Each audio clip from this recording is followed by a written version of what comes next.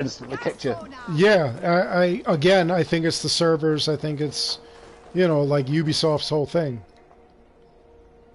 Ubisoft, I'm really upset. Like I gave it a 75%, and I'm really upset at the glitches. The glitches have been really damaging Well, there's a couple of everything. missions I can't do. There's a fisherman in the homestead where if you talk to him, you can go fishing with him, but once you've collected the fish, you can't actually finish it because it doesn't give you the prompt to actually speak to him to finish it.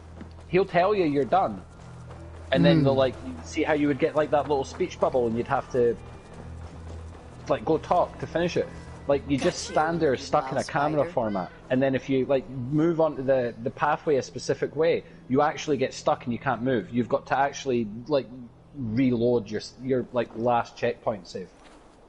That's crazy. There's a lot of glitches in this game. That's what burns me is the whole fact that, like, you know, there are glitches. Like, honestly, this game is fantastic, but the glitches really burn it. They said this would be the first Assassin's Creed game in years to launch with no glitches. Yeah, meanwhile, there are a ton of glitches in it. Tons. I mean, I'm still getting... You know, and I welcome it where, you know, like people contact me and they're like, hey, listen, you know, this is what's going on. I send all that stuff to Ubisoft. People are still stuck at the gender select. Are you kidding me? Are you kidding me? How are people getting stuck there? That I haven't heard that one yet. Yeah, no, at the gender select screen, for some reason, there's a glitch where it will not let you continue. And that's like a big thing, and I don't understand why that is. Wow, that's... yeah, that's pretty bad. If people are, I mean, Jesus, like, you have the little bit with the kid Eivor, and if you're getting stuck there, then... That's what happens. You get through the whole thing with the kid Eivor. You get to the gender select, and it will not let you pick any gender, regardless of male, female, or let the animus decide. It will not continue. It stops. So, I mean, that's a game-breaking glitch right there. Well, that's where I'm lucky, because I never had that. Yeah, same here. Is that platform specific? No, it's not. People are reporting it across all platforms. Bloody hell. That is absolutely insane that they would do that. Like, it's, you know, I can't even fathom that. Like, you know, you're there to play the game. You want to play the game.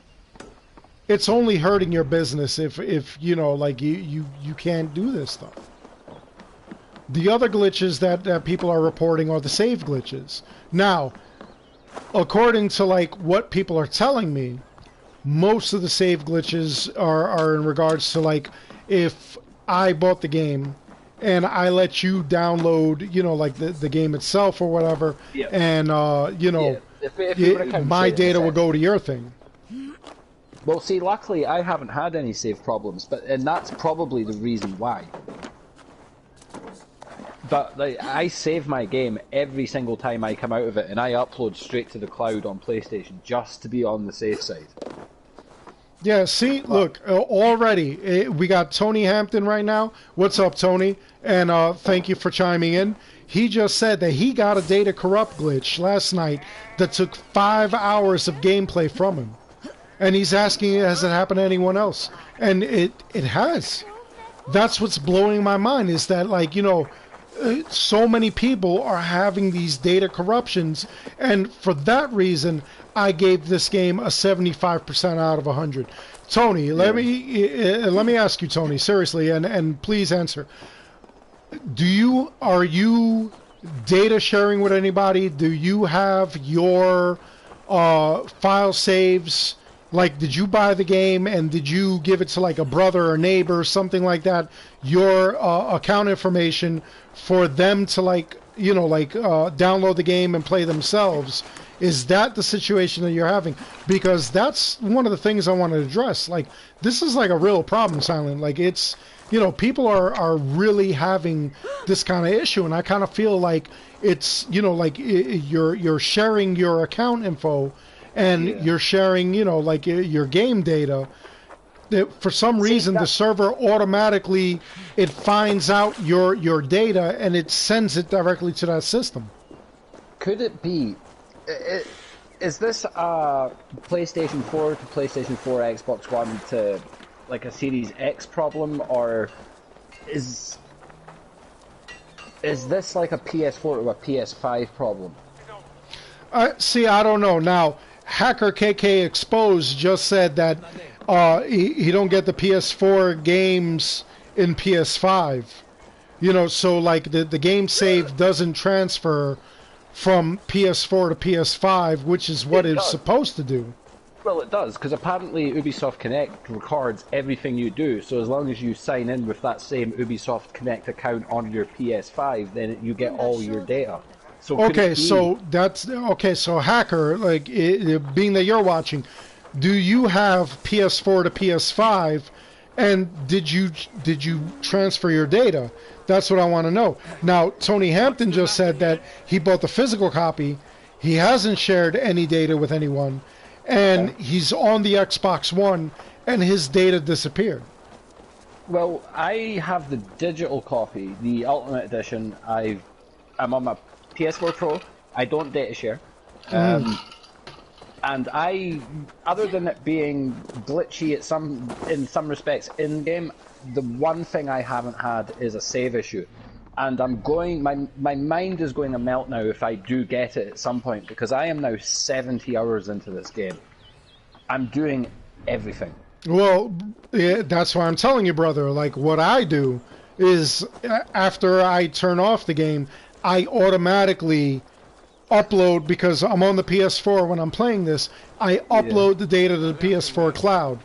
I'm not sure if Xbox has a cloud, but do we know how much data is being saved in that save file and how much has actually been stored in the cloud? It's your entire save. It's your entire save, because I've had issues, and I'm going to tell you this, as far as PS4 goes. Okay, I've had issues where like my system shut down, like we've had like electric outages, and it corrupted all my data and everything. But as long as I uploaded it to the PS4 to their cloud, immediately all that data comes back.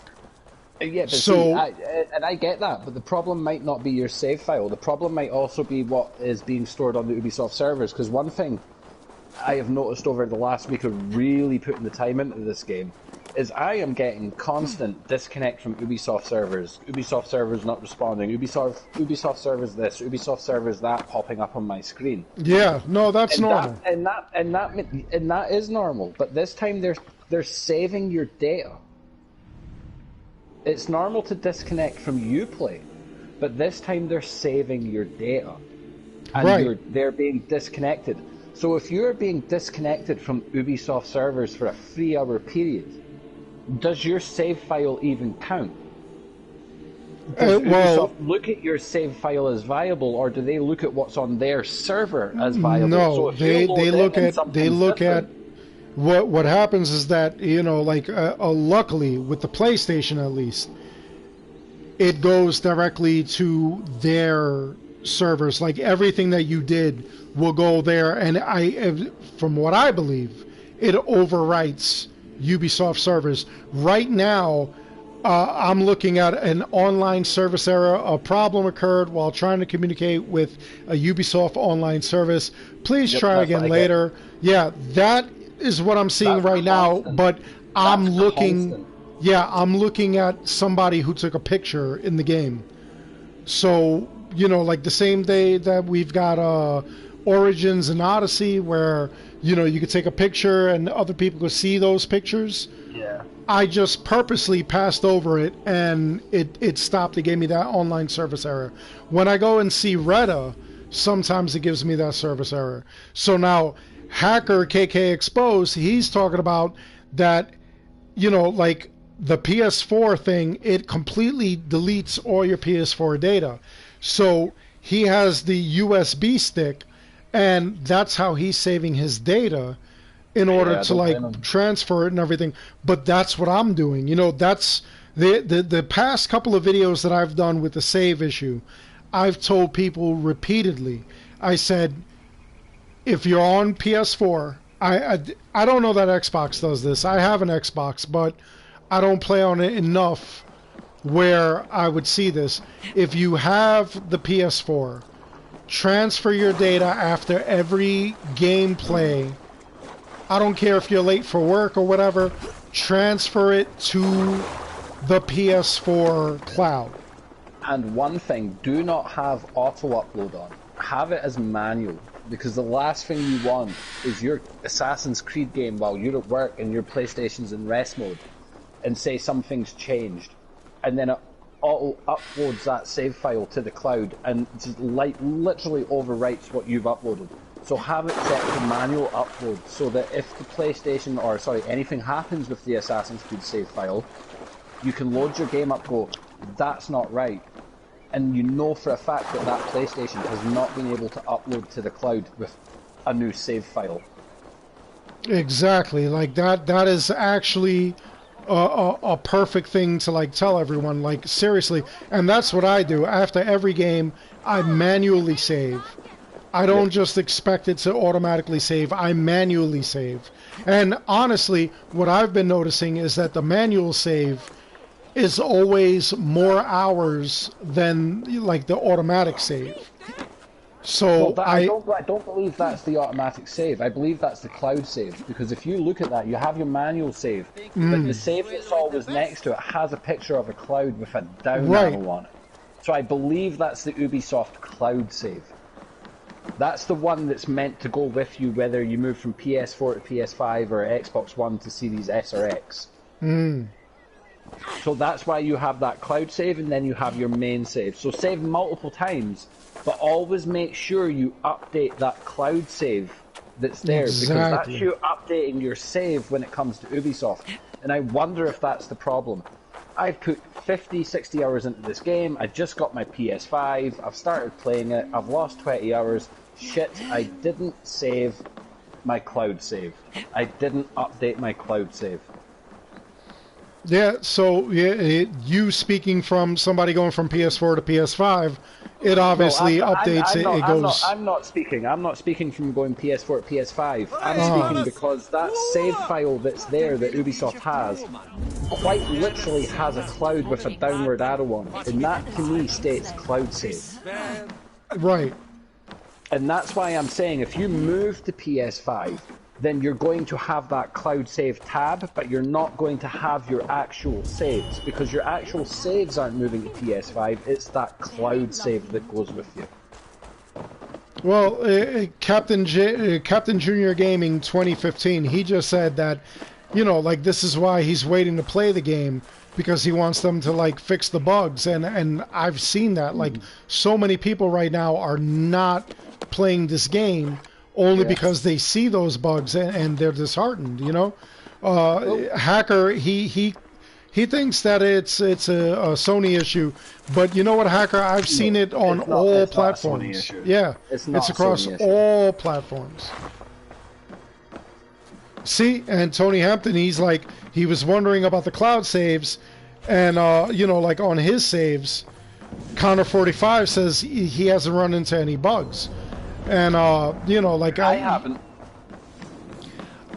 run into any game-breaking bugs, but I've ran into like certain bugs. Well, I've run into stupid bugs, like when you're on the back of your horse and you try to pull your bow and arrow out to shoot a wolf or somebody who's chasing you, and for some daft reason she's looking at the ground. Right. But yet if you fire your arrow, it still goes in the direction, but because she's looking at the ground, you can't actually aim at anything. Well, I haven't run into that bug. I've run into like kind of weird stuff. Like I go to get on my horse, there's like two horses, things like that. You know what I'm saying? I've had boats on the side of the, not in the like the water. I've had boats literally sitting on the side of the roar, like on the coast with roars on them trying to roll, not in the water. That's one I came across, and I laughed my head off when I saw it. I'm going along, you know, England on my wolf, because that's realistic. The wolf's like 4 times bigger than I am, but whatever. I'm going along on my wolf, and all of a sudden there's there's 2 longships on the side of the road, about 50 feet away from the water, and they're all flipping rolling. No, that's kind of crazy. See, Hacker says that, you know, he must be lucky because the Xbox is not glitched for him, which, you know what, Hacker, I gotta agree. For me, the PS4 has not been glitched. PS5 has not been glitched. I have the Xbox One. I played like a little bit of this game on the Xbox One, and it really hasn't glitched. But, you know, for some people, it really, you know, this is problematic. I can always use more. Well, You know, the saves. Well, here's the thing. It might not be a... This is speculation. When it comes to PlayStation, you essentially just have PlayStation 4, PlayStation 5, and PS4 Pro, right? Right. When it comes to Xbox, you have the Xbox One, you have the Xbox One S, the Xbox Series X, the Xbox Series S, the Xbox Series X, right? So when it comes to games for Xbox, developers are having to make for 5 separate consoles. When it comes to PlayStation, they're having to make for 3. And when it comes to PlayStation 4, it's not really that much of a jump, because the PS4 Pro is essentially souped up PS4 hardware. When you go from Xbox One to Xbox One S, you have slightly different architecture. But when you go from Xbox One S to Xbox One X, that hardware has changed completely. So that's 3 entirely different versions of that game. But here's the thing, not only do you have to make sure that game works on Xbox Series X, it now has to work on Xbox Series S, which we know through backwards compatibility cannot handle Xbox One X games. It's the original OG Xbox One. Not the Xbox One S, but the OG Xbox One games. But then they're also having to make for the Series X. What's happening, Muttley? Yeah, no, so, I get what you're saying. Like, I agree with it, but there's lots of way bugs can come into this game, especially when it comes to Microsoft's side, because the developer is having to make essentially 5 separate versions of this game until everything just transfers and they stop support. You know, but Microsoft's not going to stop support for years. And this is a problem to me because this is going to have a roll-on effect when it comes to PlayStation games. Because even if you buy that next-gen Call of Duty on your PS5, it has still got to work on that OG Xbox One. Well, right now, like as it stands, Microsoft already said that they're stopping support on the Xbox One. Xbox One, Xbox One S, Xbox One, whatever. Yeah, but you know, they're stopping support. But they haven't committed to when. And as far as everybody's aware at the moment, that's at least 2 years down the line. No. They said now. That's their thing. Like right now, as we speak, there's no longer support for Xbox One. It's all about the Xbox. Yeah, no, that happened months ago. That happened. I'll send you the Kotaku article. Where they completely... That's interesting because Phil Spencer came out and he said that Xbox One, Xbox One S, and Xbox X, and the fucking naming is confusing. The One, the S, and the X would have at least 2 years. Everything that worked on their current console will be backwards compatible. No, like I'll definitely... Where you can drop those graphic settings. I will definitely send you that article because, like, that is what they were saying. They said all support has stopped as effective immediately, like 2-3 months ago. I think during the summer. I need to look into that. I need to look into that. Yeah, no, and you're the guy for that. Like you're into that more than I am.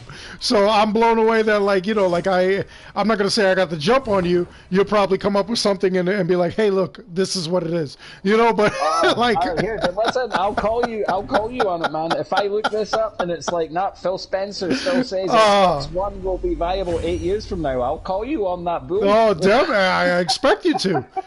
Listen, I consider you one of my closest friends. You know, like I would take offense if you did not call me on that. If that was the case, you know what I'm saying? Trust me, and I won't just call you on a little private little session when we're talking. I'll call you on that shit live on the podcast. I'll be definitely, listen. I would completely disrespect you if you did not call me out in the middle of a podcast, because that is big. That is huge. That is, that's important. And like I'm saying, like I'll send you, like the links that I have, and I'll let you know. But like in all seriousness, that's what they said. They said right now they're stopping all support on Xbox One. It's just done. They're going straight into the Xbox Series S and the Series X. So here's a question for you then. If that's what they're going to do, how do they support Game Pass on the Xbox One console family? Well, I mean, that's like their Game Pass. They're going to be okay with that. And in fact, you know what? I'm glad you touched upon that subject, because I actually looked at their Game Pass, and I was like, okay, because like a lot of I don't want to fan the flames of like the console wars, but I decided, let me look into this. Let me look into the Game Pass. And when I looked at it, there were maybe like 5 games that I would play if I had that Game Pass. The Mass Effect trilogy and the Knights of the Old Republic games. Yeah. Well, that and Doom Eternal, which was also on that. And then I looked at PlayStation's, their version of the Game Pass, which is PlayStation Now or whatever, and there were like a ton more games. In fact, I'm a big fan of Fallout, and as I was looking at the Fallout games, PlayStation honestly had more Fallout games than the Xbox did, than their Game Pass, and I was like, you guys bought Bethesda. You need to remember though, like, these games are on PlayStation Now at this moment because of deals before Microsoft. Like, I fully expect these games to... they will probably stay there. But as PlayStation Now is populated with PS5 games, I very much doubt PlayStation Now will see anything from Bethesda at that point. Mm-hmm. What's happening, Ragnar? Not too ill. The air is filled with fish guts. PlayStation Now is good, but PlayStation Now has more on it, because you need to remember, when it comes to consoles, PlayStation has essentially had 2 generations more. I mean, the original Xbox came in, the last 2 years of the PS2 life cycle, roughly, if I remember rightly, and then they were very quick for the Xbox 360. I believe they were a year before Sony, if I remember. When it came to PSV launching, the 360 was out for at least a year. So Microsoft was playing catch up. And and let's be honest, the PS1 library is massive. It is. Odyssey, all the Resident Evils, Tenchu, like all these Abe's Odyssey. I mean, the list goes on and on and on. And then you have the PS2 generation where, you had all the Grand Theft Autos were released before the edition where GTA 3 and Vice City was even released on the original OG Xbox. That's part of the OG Xbox's sort of rise to fame, was we have San Andreas at greater fidelity with extra things going on the screen. Right. It still looks shit compared to the PC version, but for a console, it was definitely more powerful than PS2. Well, yeah, as far as PC is always going to be better than the console version, but although PS5 is kind of proving with its SSD that maybe for the next wee while the console might actually hold king. Until I play PS5, I can't comment. Well, I've been playing my PS5, and so far I'm really satisfied. Honestly, I have a gaming PC. It cost me like a couple $1,000s for the gaming PC, and right now PS5 is comparable to that. And the other thing is, as far as the Xbox, their Series S, I haven't bought it yet. I do plan on it because, of course, that's my job, but I don't know where they're going to go. I don't know how they're going to do. because every game that you could get on a PlayStation, you could also get on PC. So, you know, I'm kind of seeing less reason to buy an Xbox, more reason to buy a gaming PC. And see, this is the problem. You can build a PC now, you know, a good, say, this gen PC for 500, 400. You know, if you second-hand some your major parts, then maybe a wee bit cheaper. So you can make a good gaming PC, but and this is where PC has the advantage, is you can lower those graphic settings. You can cap the frame rate. You can do all these things that will bring the game down to a level where it will run on a potato. Destiny 2 being an example of that. Extremely optimized game, it can run on a potato. No, I could totally see that. You know, and Microsoft's... I just, you know, I don't think Microsoft is interested in console gen. Like, they just aren't. Like Sony's whole marketing spiel this coming up to PS5 was, you know, we believe in console generations, we believe in the leak, we want the gamers and everybody to feel it out, blah, blah, blah, blah. And Microsoft's like, we just want everybody to play games. Right. You know, now, and that's a great motto. Sony's like, we're about generations, Xbox like, we just want to bring games to everybody. You know, regardless, whether it be your phone, your tablet, your big TV, hell, we'll probably get games playing on your soundbar. I mean, probably. You can play Skyrim. You can play Skyrim on Alexa, for God's sake. And I'm not joking. True. I could no, ask her that's right true. now and she'll play it. You know, and it's like you can do all these things now. And I feel like going forward, Sony's going to be the one that's going to show off the graphical advances when it comes to generations, and Microsoft's quite happy just to sit behind and go, well, we're going to bring those games to everybody. We're going to figure that out. Sony's doing the innovation when it comes to, you know, hardware. We'll just sit here behind the scenes, we'll work on our cloud stuff, and we'll bring it to you on your phone. You know, and it's almost as if PlayStation players will become early adopters.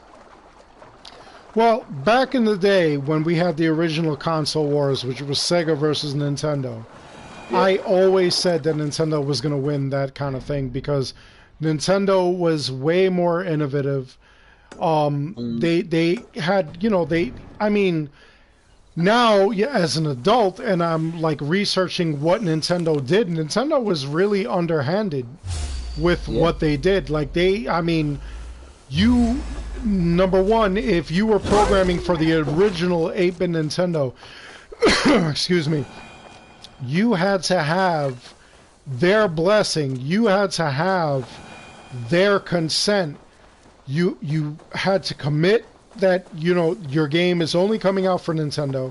And then they had a specific chip that you would put in the cartridge to actually make it a Nintendo cartridge.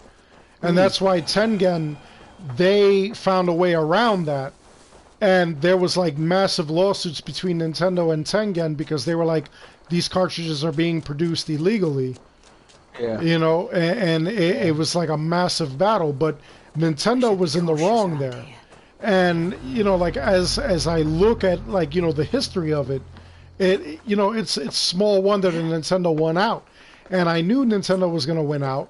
Because, you know, Sega, while they were a good system, while they literally did have the better graphics and everything, but they didn't have the games. And that's the same thing I'm seeing right now between, you know, Sony and Microsoft. I feel like Microsoft will be better off as like a game publisher because they do produce some excellent games, you know? But do they? What have they produced in the last 10 years that has made you just Game of the Year? Nothing, but I do like Halo. I do like Gears of War. Yeah, you know, like, I mean, it's not Game of the Year, but, you know, like, they do have their gems. But I don't mean to be nasty when I say that, right? But it really is that case. I mean, Halo has never been the same since Bungie walked away. Right. Like, Halo 4 was a good game, I enjoyed it. Its multiplayer was cack, but its single player was really enjoyable. The Halo that came out after that, don't even get me started. Halo Infinite, I mean, the Infinite stands for infinitely disappointed. That's what it stands for. It wasn't infinitely disappointed. I genuinely asked if Microsoft had decided to go back 2 generations.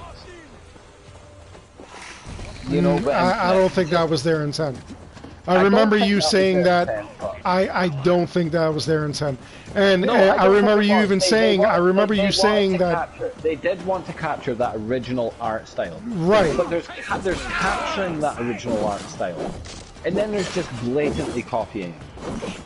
Well, I remember you saying that you had read something, or there was an article where people were demanding that same feel from, like, you know, the originals and stuff like that, and you were saying you didn't know whether it was intentional.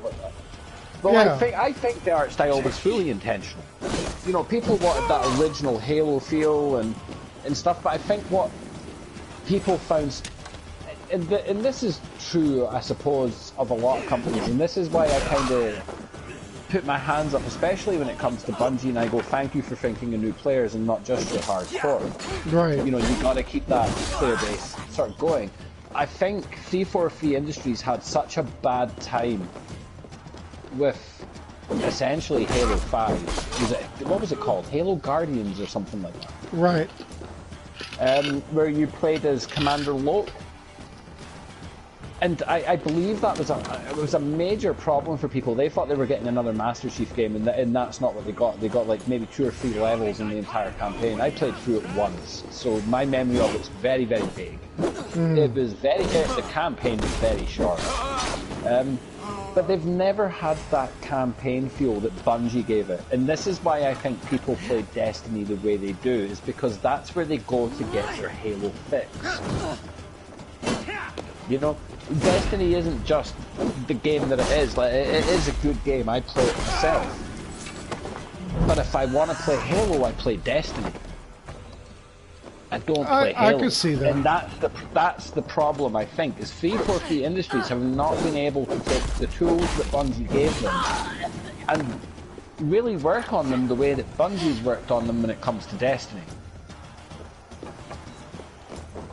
I can see that. That's what I take away from that.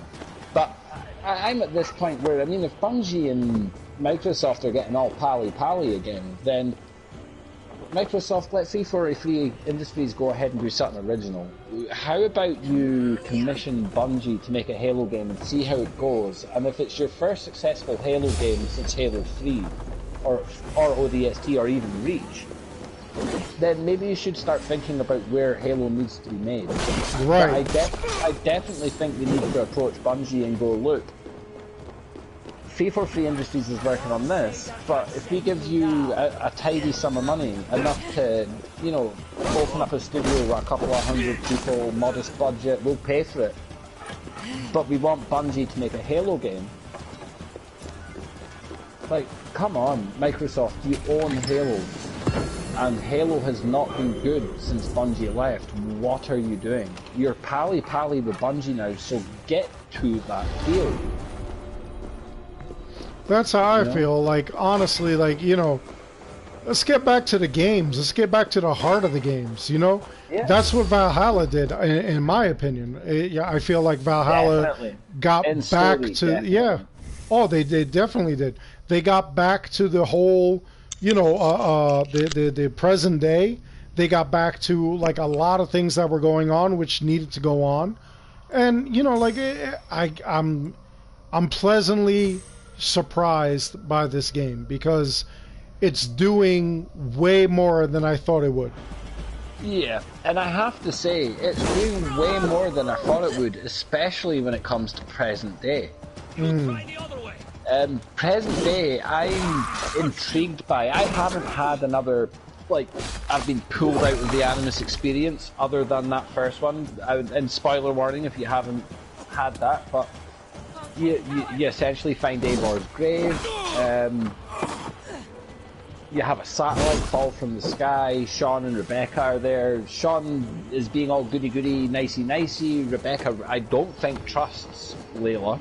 I get the sense that she's like, well, you killed your fucking friends, so just watch what you're doing with me. Right. So she's definitely not trusted by Rebecca. It was nice to have the audio files with Desmond talking about experiences. That was just a nice throwback. That really was. I tried to listen to that voice, and as far as I could tell, it was What's Nolan up, Shield North. Maiden? But as far as I could tell, it was Nolan North that was voicing those sections. I could be wrong because I was listening myself. I was like, I really hope this is Nolan North because well, he is my issue with Desmond. this, and he is. But my problem is if you play Mass Effect Andromeda, the guy that you play as, if you pick the male character, sounds exactly like bloody Nolan North, and it's not Nolan North.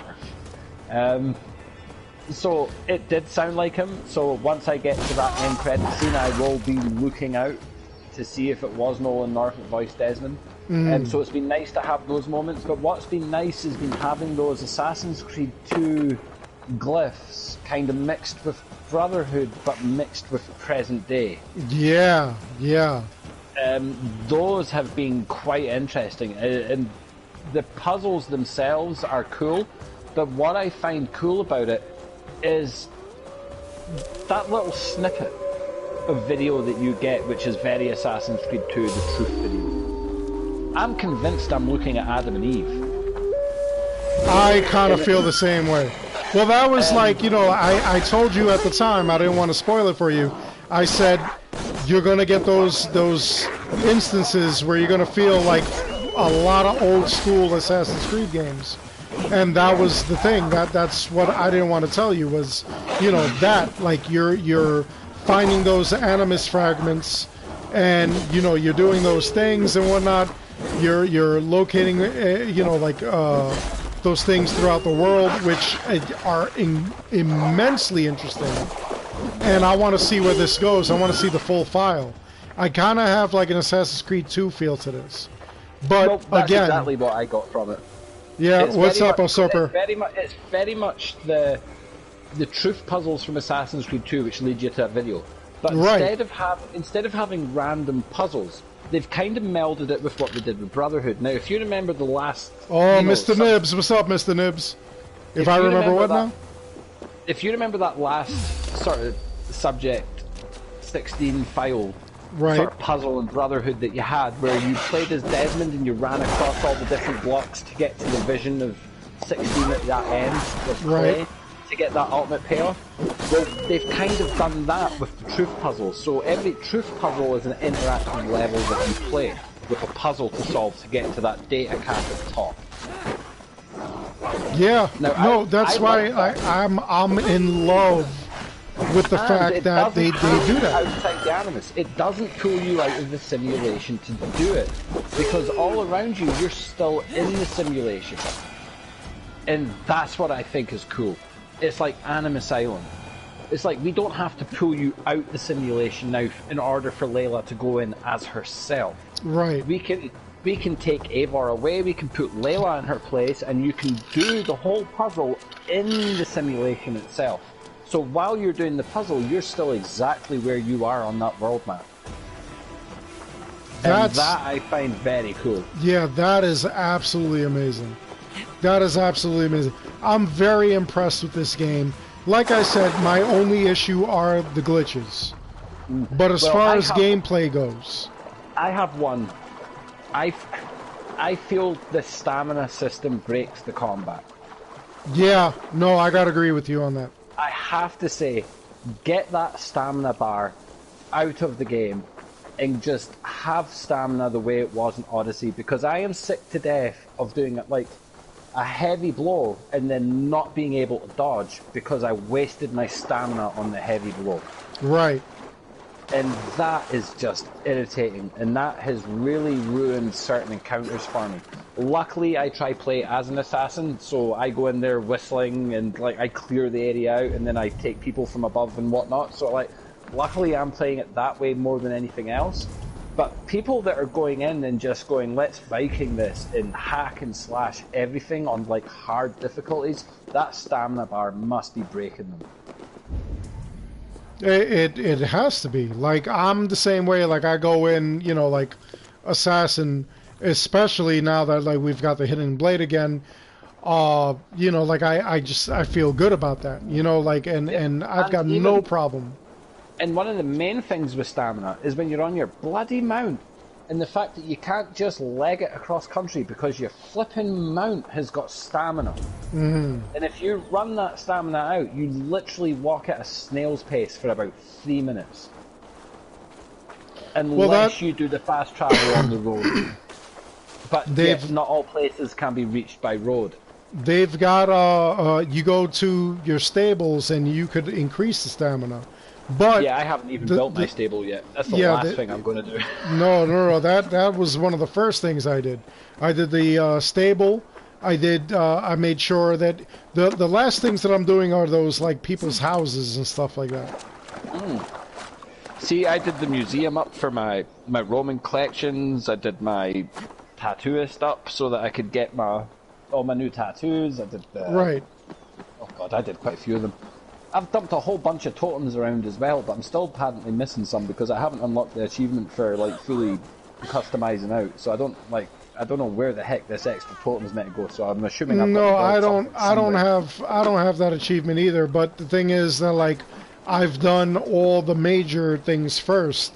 All that's left right now are like people that you know they you know, like houses, farms, things like that. But the thing is, you like see even after you've built their house, you know, you can go back to them and give them more resources to up like the certain amount of bow skill you have and how much damage you can take and stuff like that in each certain one. Like so, like even once you've built that whole settlement, you can go round that whole settlement again and upgrade it to a higher level.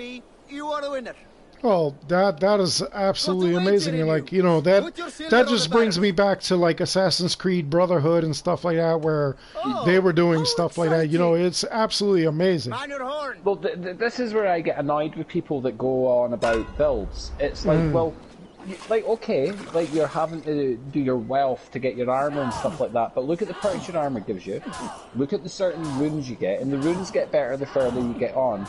Then look at how much extra stats you get by building up your homestead. It's not just a simple case of building a hut. Every time you build a hut, you get extra stats that go towards yourself, and each time you ring the bell and you have a big feast, you get bonus stats for a couple of hours by doing that. So it's like, builds should actually be quite easy in this game. I mean, I'm 222 in power right now. My entire red tree is completely done. I'm about halfway through the blue tree and halfway through the yellow tree. And I'll be honest with you, I'm going in there with a heavy sword and I am one-shotting people. Like, I am just running up to them, I'm holding my heavy button down. She is swinging that sword, man, and you just see heads and arms fly. It's glorious. Like that's the pretty point awesome. I'm at in the game, and all you have to do is look at your playstyle, look at the armor that you're wearing. Although transmog would be nice, look at the armor that you're wearing, and then look at the runes that best suit what you're doing and what weapons you have. You know, if you are using fire abilities on your skill tree, then use a fire rune to up that ability. Or if you know you've got a boss where she kicked your ass and she's using poison, then use your poison runes so you take less damage for your poison. You know, all you have to do is look at the boss that's in front of you and then look at your build. It doesn't cost anything to switch out and change your armor and change your runes. There's no cost to that.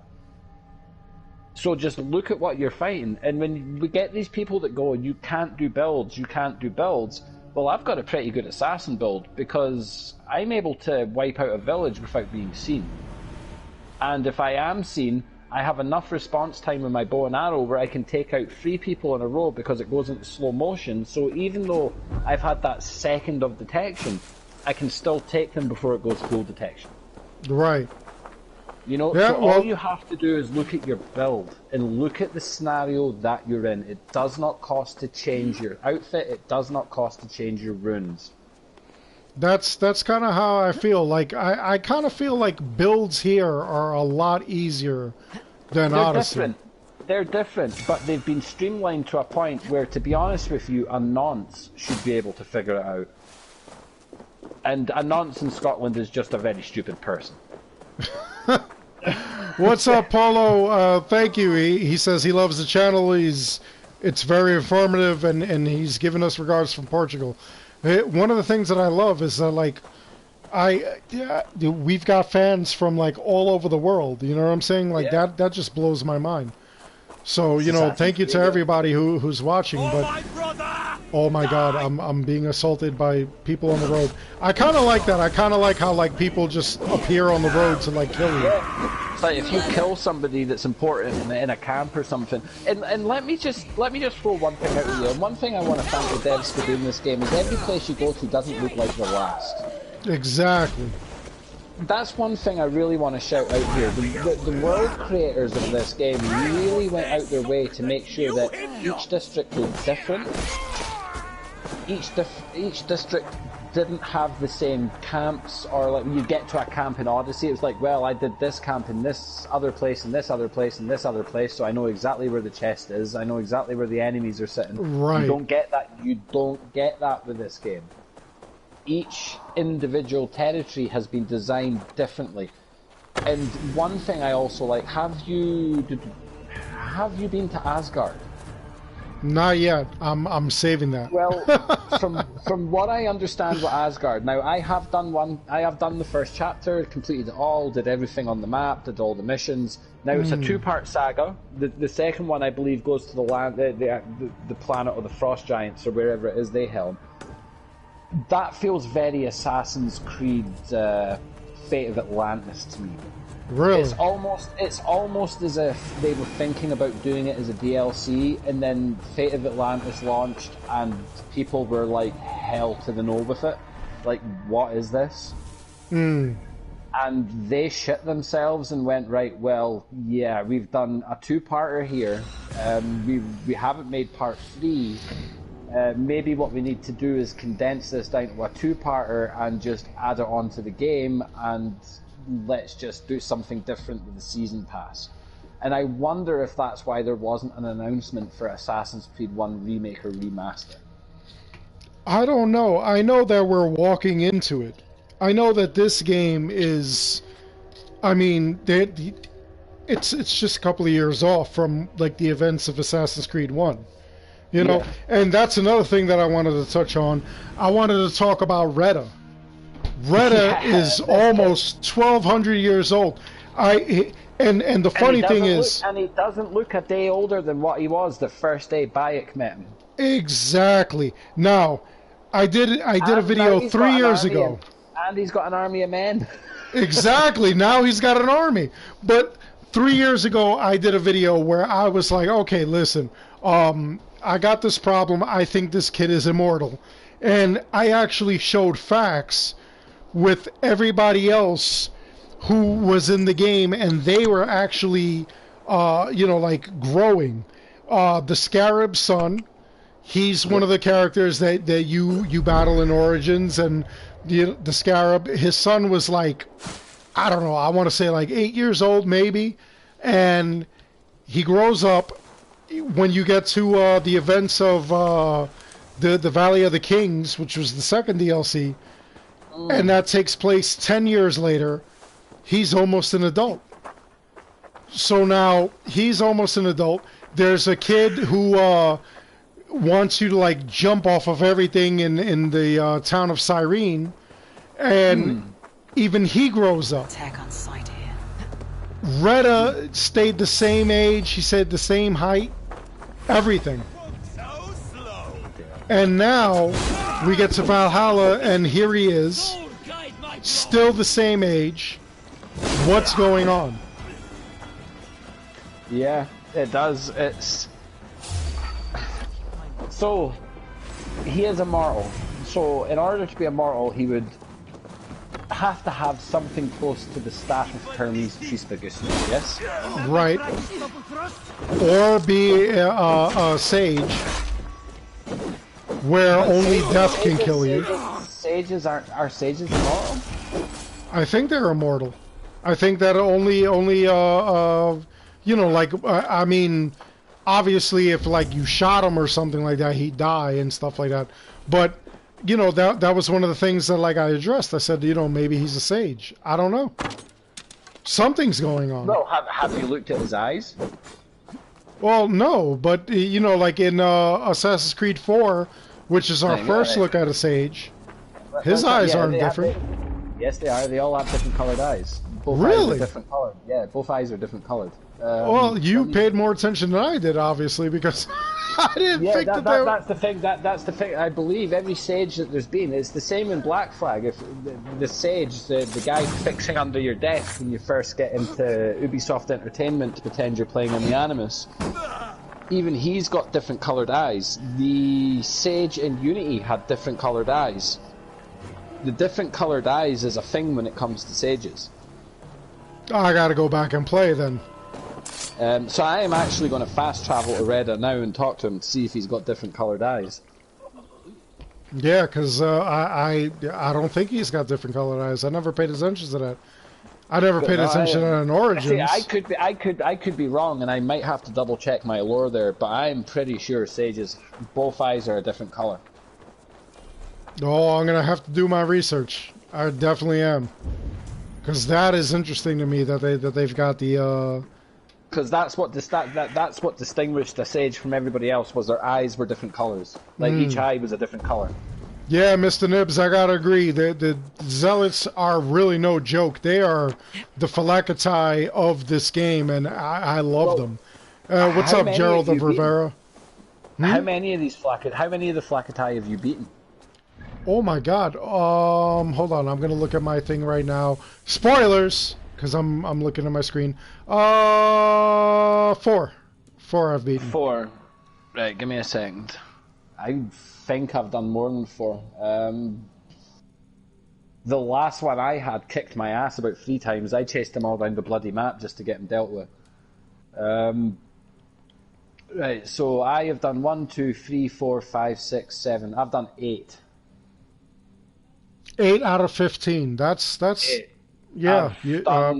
Well, you're further in the game than I am. Yeah, I've done Wildmere. What's up, Tanisha?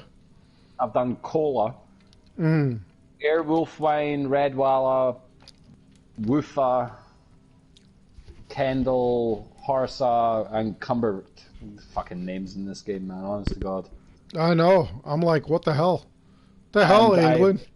Templars wise, I've done 1, 2, 3, 4, 5, 6, 7. I've done 8 normals and 1 main. And I've got another normal unlocked. I just need to go kill him.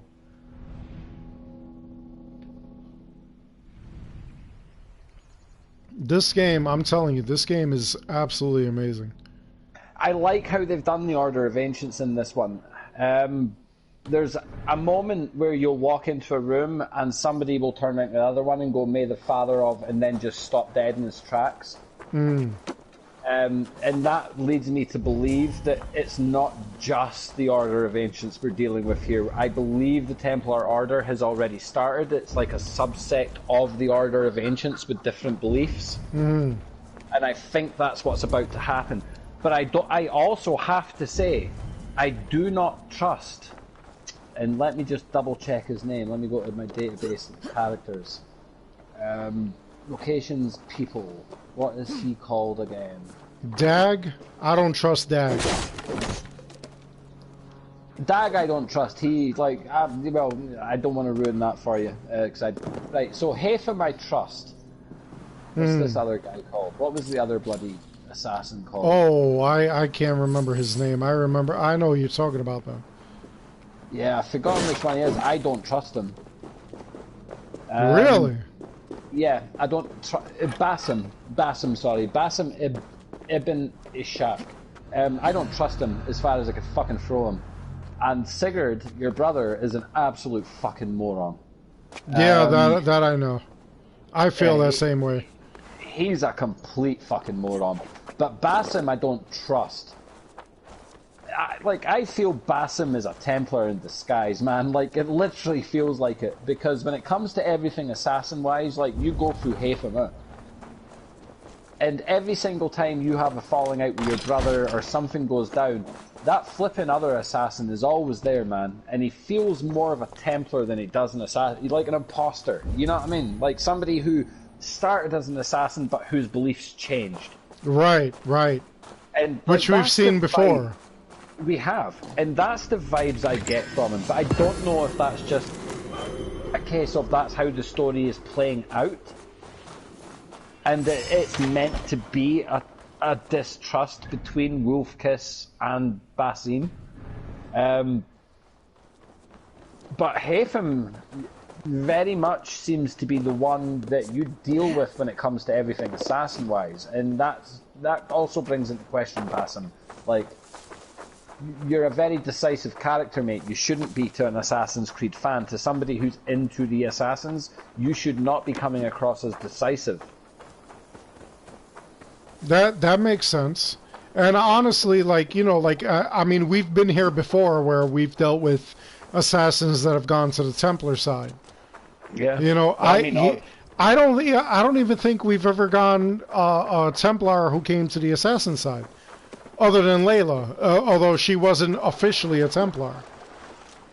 Well, and Layla is also quite a boring character if you think about it. I mean, in Origins, she lay anonymous in a cave, and then William Miles showed up after she ran about and picked up some papers. And then in Odyssey, she became more of a social justice warrior annoyance. Mm-hmm. Where it was just god-awful acting, god-awful this and god-awful that. And then we've got to this game, and it's like Assassin's Creed. It's almost as if the developers said, we want to bloody boycott everything from Unity right up to Odyssey. We want this game's present day to literally be a sequel to the present day of Assassin's Creed 3. Because they're dealing, and this is the thing, they're dealing with the end of the world again. Yeah. All Desmond did was delay it. And that is heartbreaking to me, because that means Desmond's bloody sacrifice was for now. Exactly. And that bugs me. What's up, Blorax? And that really bugs me. And it bothers me too. I'm blown away at that. I'm like, you know, like I know a couple of details. I spoiled it for myself.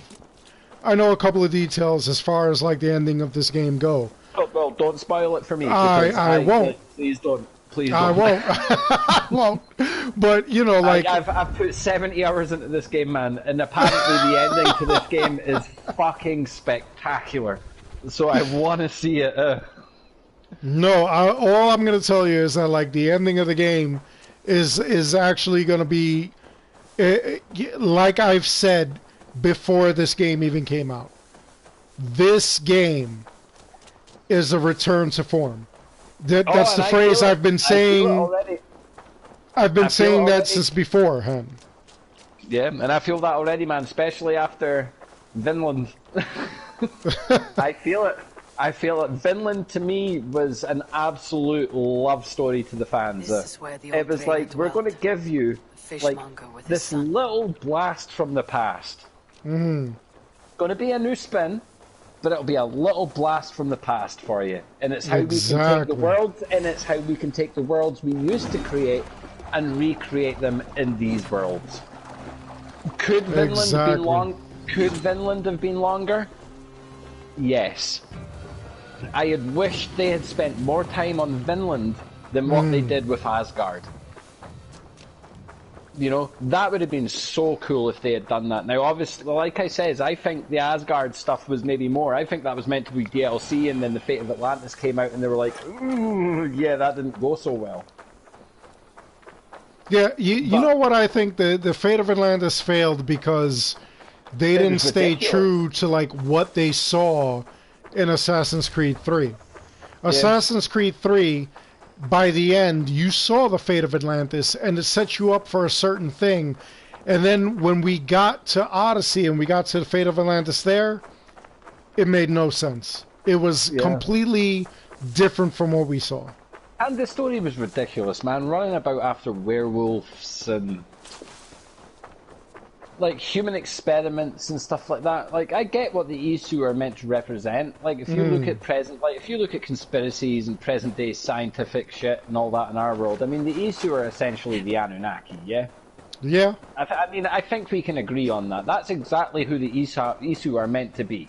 The Anunnaki.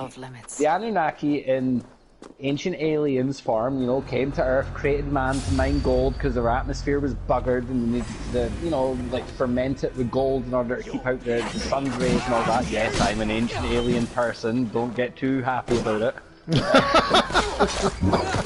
You know, this is why Assassin's Creed appealed to me in the first place. You know, right. you get to the end of it, and you've got an ancient alien talking to Ezio, but she's not talking to Ezio. She's talking to Desmond. That shit blew my mind. That's yeah, definitely. You know, that's why I'm a fan. But I do believe in the ancient alien theory as a person. I don't believe in religion. I don't believe, you know, and if that offends anybody, I apologize. But I am who I am. I make no apologies for it. No, you're entitled to it. You know, so it is what it is. But this game, as an Assassin's Creed game, so far, nailed it. As an RPG, I don't think it's as good as Odyssey. Really? I don't. I miss the armor drops. My inventory, I am 70 hours in, man. And, like, my inventory, and I'm collecting all the wealth as I go. Right?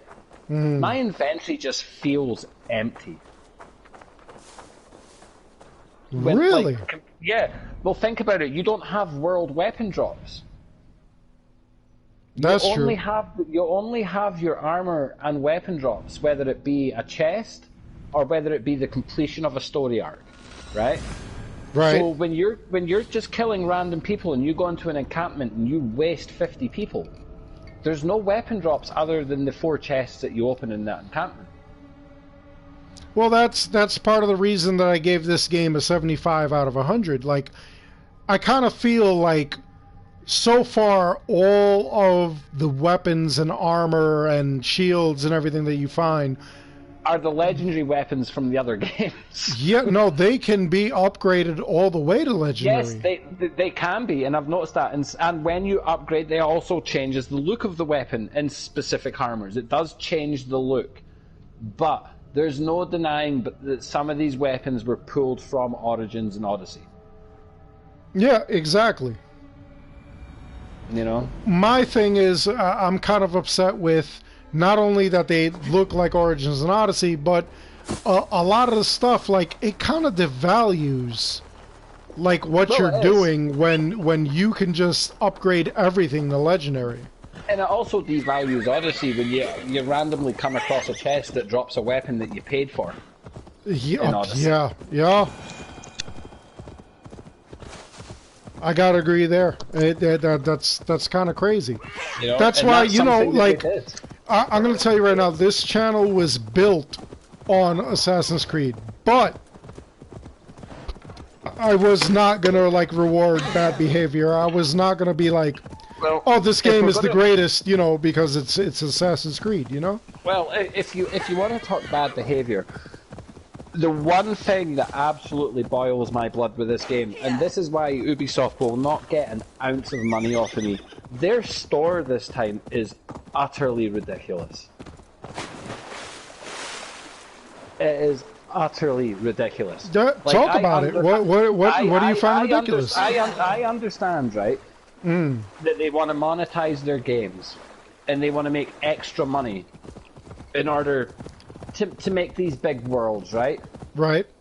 But let me tell you now, as an Assassin's Creed fan, get rid of the fucking store and will you please put us back to the original format in these graphics where you have, you know, like, just a story where I don't have to be pulled into Asgard for fucking 7 hours and pulled out of the story that I was in the middle of enjoying. Because you want me to play as Odin. Who is also the male Eivor, by the way. So that's where your double DNA stream comes in. I wanted to talk about that. So canonically, Eivor is a woman. Yes, but for some reason, Eivor also has the blood of Odin. So she's a descendant of Odin. Right. Because Odin is the male Eivor. So Odin has to be an Isu. But he has no Isu markings. Well, yeah, that's again where I want to walk away from the development team of Odyssey. Odyssey decided to do Isu markings.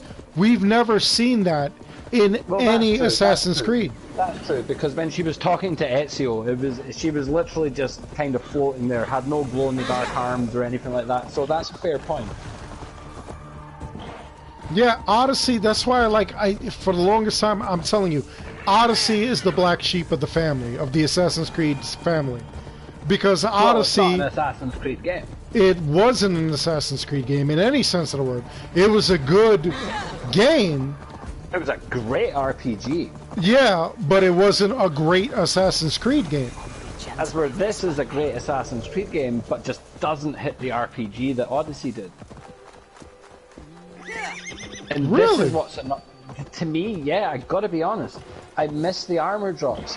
I miss killing flipping bounty hunter and getting a pure legendary piece of armor. Like, I miss that. Now I'm getting bloody necklaces that I can hand in to Haytham. Right. You know, so like, there's lots of stuff missing. The armor sets look cool, but by the looks of it, there's only about 7 or 8 of them that you're actually going to unlock by playing through the game, unless you go buy from the store. Well, you've got Retta. Retta actually will, offer up that gear. I know, but you've got to collect that bloody stone. And if you don't go to the bloody Ubisoft store and buy the map pack that actually marks them all on your map, you've got to use that bloody damn eagle to point out a single white line and hope that you can find it and you're in the right map. Their store is ridiculous this time. I'm not going to give you money so I can put a tree in my game. And what of the orphans you left behind? Do they get a boat? If you need to up the price, and if this is what Ubisoft needs to go and go, look, we want to make a really good game, and we're using the store because it funds the DLC and stuff like that, then that's fine. Then make me pay for it. Up the price of your game by $10 and up the price of your season pass by $10. I'm an Assassin's Creed fan. I will pay for it. As long as the game is good. But do not wall 90% of everything that you want to have in the store. So, let me ask you this. Have you played any other Ubisoft games? No. Because, to be honest, they're all the same. Well, I've played Far Cry, and you know what, I kind of gotta agree with you as far as like the store goes. I don't remember in Far Cry them having like such an aggressive shop. Yeah. I really don't. Like, they said that they delayed their games so they could get better after their Breakpoint game or whatever it was that happened with it. Like, completely shit game, completely broken, story was egregious, social space was a disaster. Like, they said they delayed this game to get things right. What did they do when it came to Assassin's Creed? Did they go, well, what we've got is we've got all this crap here, so we've got an extra year with the game, let's still have it buggy. Well, yeah, I'm going to stop you there because you know why they released it this way. No, they released it this way because they have no fucking choice. No. They released it this way because they wanted to release it early because you know what game was supposed to come out? Yeah, Cyberpunk. But I mean, exactly. Like, they meant to have had extra time with this game, and what I'm trying to get at is with that extra time, did they essentially just gut the bloody armor and weapon system and stick it all in the store? Like, have you done the pre-order missions, the Bay Wolf and stuff like that? Some of them. Well, I've done all of them, and let me tell you, mate, you get nothing out of it other than a person for your ship. Well, that's just a waste of game space. If this was Odyssey, it would have been a legendary weapon, or it would have been a shield or a piece of armor, or it would have been a mass amount of resources. It would have been something like that. In this, you get a lieutenant for your ship that essentially just runs about with you when you're on a raid. You get nothing that is tangibly useful. Well, again, I'm not upset about my 75% rating then, because you know, like this is why I agree with you. This is exactly why I agree with you. It is a great Assassin's Creed game. Like the notorious areas that you get to, and you have to have your hood up, and you've got to work your way through quietly and silently. It's Assassin's Creed. You know, it is. But I don't understand why they gutted the RPG elements as badly as they did. And this is why I think they did. Have you noticed that your skill points are extremely easy to get? Like, yeah. You get them like extremely quick. Like, I mean, literally you can do a world event that is maybe 2 or 3 lines with somebody and a fart joke. And they are funny. And one thing I'll give the world events is everyone is different. Everyone has its own setting, its own thing. And some of them are actually genuinely quite funny and have had me laughing my ass off. Yeah, I came across the dude with the axe in his head, and I was like crying. Yeah, I saw that. I came across one today where a guy sat a brooch on a table at his pig farm and the pigs ate it. So you have to feed the pigs hay, right? For the pigs to shit out the fucking brooch. And then you've got to go around it like 6 or 7 mud piles of shit just to find out that the brooch it's in the last pile of shit that you find. And it's a tattered, worthy old thing that's not worth the shit it was on it. That's crazy. Some of these are just random and they're really cool. But my problem, like I said, my problem is, see if they had the loot system Odyssey had, the open world would feel more interesting to run. I think the problem people have with this game is loot's not dropping from enemies, you gotta open a chest. Yeah, you gotta open a chest, or you gotta go to the store, yep. the item seller, and they have... At least when it comes to some chests though, they made it interesting. Each chest What's is up, like Medard? a puzzle. You know, each chest is like what? a puzzle. Each oh chest yeah, is like yeah, a puzzle. It is. Like some you've got to shoot arrows through windows to break the back of doors. Some you've got to find secret entrances. Some you've got to drop piles of rocks from above. So like each chest is like its own little puzzle, and I appreciate that. But that doesn't get away from the fact that I don't feel like I'm leveling up at a reasonable pace. I feel like I'm being leveled up at a very stupidly fast pace. Yeah, I gotta say, like, we are leveling like way too fast. I think that they saw what was going on in Odyssey, and they were like, we don't want to do that because people were complaining, you know? Well, I have just got to a region that is level, and let me just double check this to make sure. Let's go to my world map. So let's pull out. I am on an area that is suggested power level 130. So that's the level I should be at as I get to there. As it stands, if I move to my inventory, I am exactly power level 228 to be precise. Now, I am over 100 power leveled above that, but that's because I'm trained to play this sort of game. I know to do everything as I move through each area. Right. Right? So, when I go in there, I'm just going to one-hit people. That's how it works.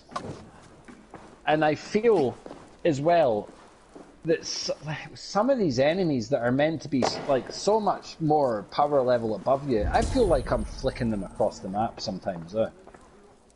Yeah, I kind of feel like that too. I kind of feel almost insulted.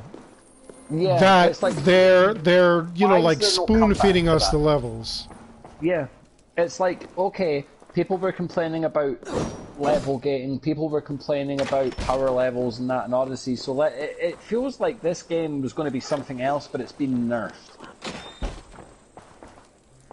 They're like, No, they took that I last totally year's have to agree feedback with and that. then and then decided, you know what, we need to nerf this down. So even somebody, I mean, have you dropped everything to its easiest level, like exploration and everything down to see how this game works? Well, no, like I honestly, like I went like hard. I wanted to like, you know, like do the hard thing. You know, not to impugn anybody's like skills at this game, but that's just like what I wanted to do. I wanted to make sure that like I could do the hard level. And even at the hardest level, it's not really that challenging. I gotta say. This is how easy the game is on easy, and I decided to do this right. Do you remember that? Have you come across the first witch in the forest yet? Yeah. Right, the one that uses the poison against you. Yeah. I fought her. Right. I killed her. I beat her on normal, right? But my save file was before that, right? It took me 4 or 5 attempts to actually get it because I was at power level, but like she hit hard with the poison because I didn't have specific runes that I could actually put in my loadout. Right. So I dropped her down to easy, and this is where I'm going to call in some streamers' integrity when it comes to difficulty level. And I'm not going to say names specifically, but I am going to say I don't think specific streamers are playing this on a difficulty level that is challenging. I took her out with 2 headshots with my bow and arrow. Really? On easy. Everything dropped down to the absolutely easiest difficulty level. I put arrow runes in. I had my, let me have a wee look. What one was it? I had my Skadi's Wrath Flawless Light Bow ranked all the way up to number 5, and my quiver is 2 away from the end. So really? I completely filled that up with arrows. And let me tell you, man, I unloaded that on her on easy, and she just dropped. Like, I got to the halfway point, I got that bit where she's like, whoa, and then pulls up the poison. Right. And then as soon as that happened, I just went, boom, boom, boom, boom, boom. And down she went, man. That's crazy. I don't know. That's kind of, so you the streamers that you've watched though. And again, don't call them out. I'm not calling them out, but see the ones that I'm seeing these bosses go down really super quick. Because I ran on a good difficulty. I ran on hard. That's what I'm playing it on. I don't normally play on like the ultra difficulty until my second playthrough, but I'll give myself a challenge. And I died 4 or 5 times to this thing, man, and I was starting to get frustrated. But yet I see these streamers and YouTubers putting up videos where here's the strat, and it's like, and then I'll go, right, cool, and I'll go in there with that strat, and it does like 1/4% of the damage. That's absolutely insane. And this is where I've got to say, some of these streamers out there are not playing legit, man. Like, you want to be asking these guys to show their difficulty levels and what they've set for, because there's so many difficulty level like options in this game. Like literally, man, I could be blind and just on vibrations on my gamepad I'd be able to play this game. That's absolutely insane. I you know what? I don't know. Like, you know, like it's. I wonder if that's why streamers have gone builds just don't matter. I did see that's another thing I don't know. Because and speaking of super easy, then why would builds matter? That's true. That's true. And you know, like speaking of like all the things that we're talking about, I'm adding a link into the chat right now where we're gonna, you know, it's our Discord channel. So after the fact, everybody, you know, like feel free to click on that link. Make sure you join the chat and listen. It only works if you guys want to talk too. Me and Silent talking doesn't do it justice. You guys got to get involved, like you really do. If it's just us two talking, it's 2 boring old farts just talking crap. hoping somebody's going to jump in and have a laugh and add something funny. Exactly. Maybe throw a fart joke at us, you know.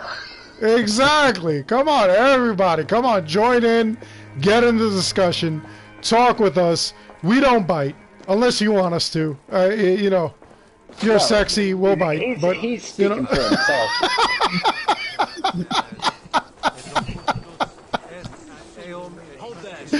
Yeah, you know, like I really do enjoy talking to, like, you know, like the fans here. Like I really have a good time. You know, like especially when people are like telling me about like their gripes and problems with this game. You know, like I dead serious. I pass everything along to Ubisoft.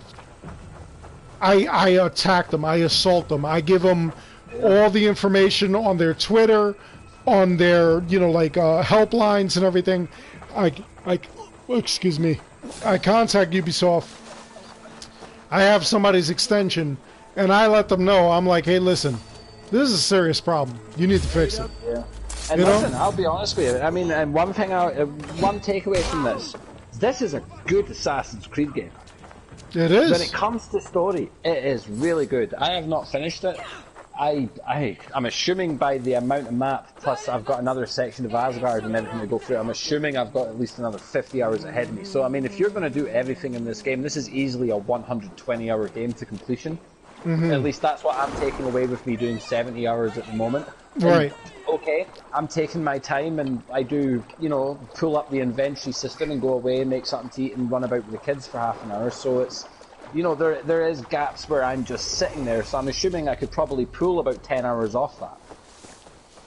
But still, you're looking at a 120-hour game. My only gripe with this game is, as much as I do like the rune system, and I feel a lot of people feel it is a backward step, I do get that. But if people are going to play it on piss easy mode, then I'm sorry, you deserve to be disappointed. This is your house. That's true. I set my key down, only to I mean, what do you expect from an easy mode? You have me. If you're going to put videos out where you're 2 or 3 shotting bosses, but yet somebody on hard mode, rocking all his runes, can go in with the same loadout and only pop a quarter of that health. Yeah. Yeah, no, I'm not a fan of that. That's why, you know what? I've seen a bunch of videos and Muttley69, he's asking, what do we think the strongest weapon is? The best weapons are so far. Well, for me at the moment, I am running the scimitar. I have it Mythical Great Sword. I believe it's one I got with my Zealot. Forgive me, Open things. Just where? Those little stones that you collect in the world. Oh, yeah. So, unbelievably, it's one I got from Redder. But this thing just one-shots people. Really? It's 129 attack, 137 stun, 14 weight, 43 speed, and 80 critical pre. And increased light damage after a heavy finisher. So if I kill somebody with a heavy, it lightens down, which makes it easier to use. I'm just a big fan of like the axes and stuff like that. There are swords and everything. I don't care about the swords. I like using the axes. I like using the heavy sword. The heavy swords are good, man. If you pull off a perfect heavy, you'll see that head or that arm or that limb just launch across your screen. It's fucking glorious. Well, I gotta say, Lady Strider, she was kind of upset the other day. She wanted me to bed her the other day, and she was upset. She said, apparently I'm not a Viking, so, you know. Like have you seen female Eivor? I mean, like, I'm playing female Eivor. Some of the hairstyles and the tattoos that girl's got. If she showed up in your fucking bed, I'm sorry, I'm a Scottish man. Hey, listen, and I run about. I've got the where is it? The Forest battle place as my the battle plate. Sorry, as my torso. But I have it like clicked down so that it doesn't actually show. So she's just got this like beautiful outline of a body with really cool tattoos. But I still get the perks of the armor. So you can make this game work for you, as where you really couldn't with Cassandra. Because if you want to, you can still have the stats of your boots, but just have the pants disappear. Oh, nice. I see where you're going there. So much I'm for just him. messing. I'm just messing. But no, you can customize your character now by being able to sort of mute each part of your body to have them Right. like look at me. It would be nice if transmog was a part of this game straight away, considering it was in Odyssey, and why it's not here is a question for me. I think that, you know, like, I mean, we're in the initial stage. They're trying to see, like, where we go, what the fandom wants, what the fandom is into, you know? Yeah, and then we'll go something from like there. transmog straight away would have been, you would have thought, you know, okay, we're going to give them, you know, I don't know, say 10 armor sets. I mean, let me have a look. At the moment, when it comes to hoods, I've only got 5 of them. Well, you know, clothes, again, five I don't want clothes. to... I don't You know, want to it's defend. I don't want to defend Ubisoft, but you know, like at the same time, like I'm saying, I mean, honestly, they should have looked at Odyssey, and they should have looked at what worked and what didn't work, and what the fans like want and what they don't want. That's my main gripe with this game, is where's my Odyssey armor system? Like, I like the armor system they got's cool. I can upgrade it to have better looks and shit like that, and I can put runes on it. But where's my stats? Well, you know, that's one of the things, you know, and you know, I gotta respect. Could you imagine your armor with its stats that it comes with in Valhalla, and then being able to add runes, but then being able to random roll your armor to even better synchronize with your runes? Yeah, that actually would have been amazing, honestly. Why is that not here? Odyssey had it a year and a half ago. This is true. You know, it's like, in some regards as an RPG, it does feel like a backward step. But at the same time, if you can wrap your head around the rune system and what your armor stats are, then you can make it work. I think the problem is people are just missing that armor drop from every source. See, now Mr. Nibs just said that the stats is there, it's in the inventory. Like, it all depends on, I mean, obviously, the gear that you find and stuff like that, and even the gear that, you know, like, you come across that you could purchase, things like that, you know, you can do builds. And that's kind of like, you know, like a big thing with me with T7 PDM, where he was kind of upset where, like, he couldn't do builds. You know, like, I feel like... and then put out a video with a build. Yeah, no. Well, you know, the last time that we spoke, the last time that we did our podcast, I said if anybody could do it, he can do it. And he did. He figured it out. What was it? 18 reasons why I hate Valhalla? It was 20. Builds, and then 2 days later, here's my build. No. It was 20, but you know, like, I do feel like I did feel his pain. You know what I'm saying? Like, there is a lot of truth to, like, the things that he was saying, especially build-wise. Especially with the fact that you don't have random rolls on the same types of armor now. Yeah. So I mean, I could play Odyssey. I could get the exact. I could even fight. What are they called? Mercenaries. I could fight mercenaries and come up with 2 different. And I think I actually did videos where I have 2 different stats on, you know, like the same armor type. You know, and that's a normal thing.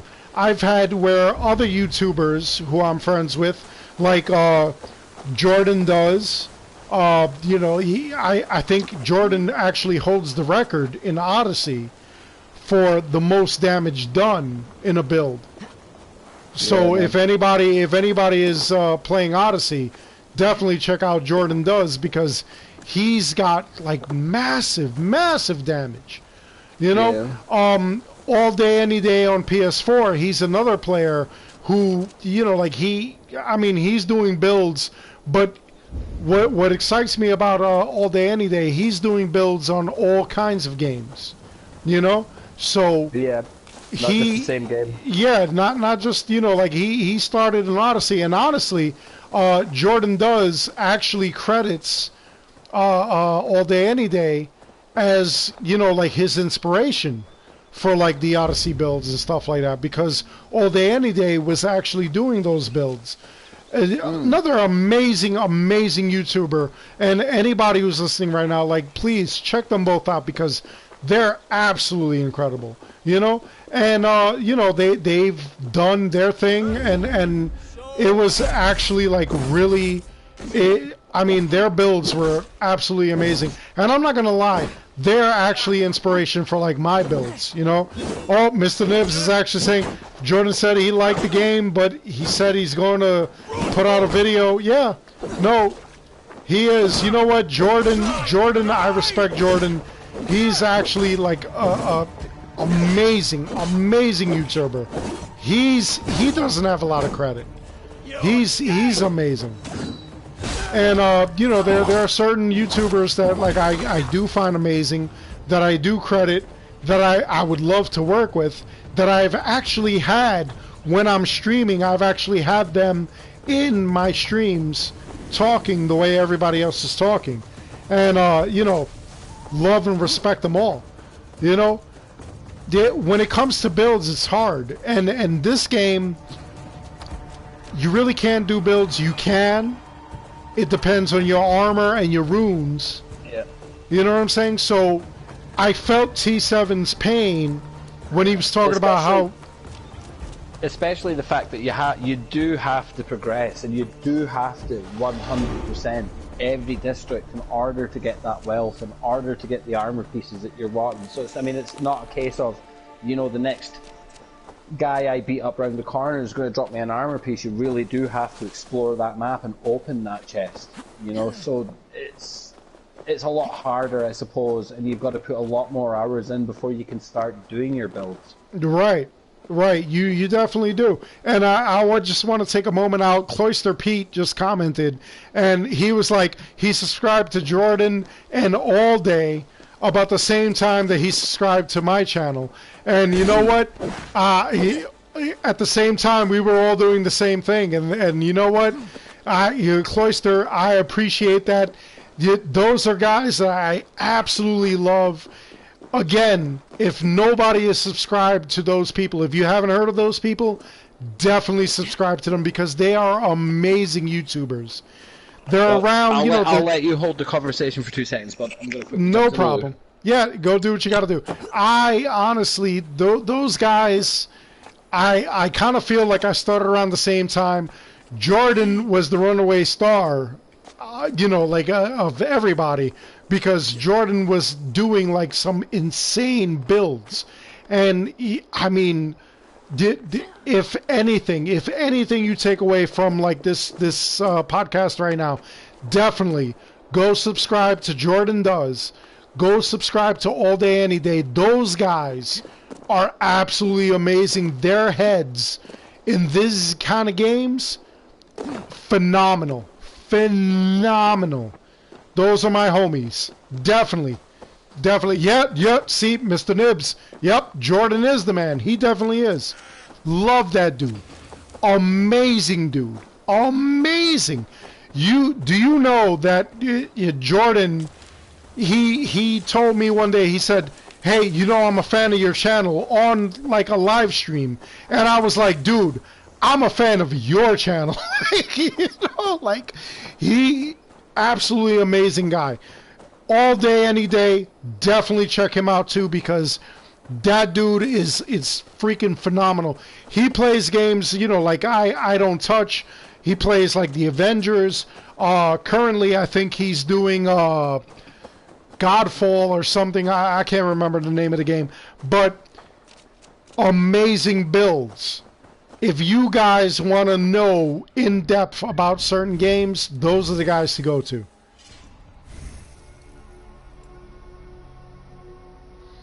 Yeah, Cloister, I gotta agree. You know, like Avengers really did disappoint me too, and you know, I gotta give All Day a lot of credit because, you know, like he is deep into that game, and that game, you know, he makes it look easy. Like I'm gonna admit, like the dude is phenomenal when he does that stuff. He makes that game look really easy, and it's not that easy. It's not an easy game.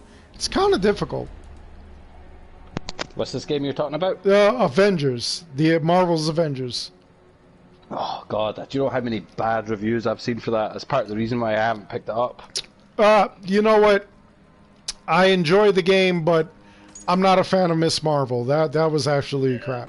See, for me, I got told, you know, like, you play Destiny, man, if you go to Avengers, it's just going to disappoint you completely. Oh my God, Mr. Nibs just threw down the challenge. He said Jordan versus T7. That's tough. Oh, Lady Strider is laughing in the background. What do you say, babe? What do you... Jordan, T, whatever his name is. She's Team Jordan.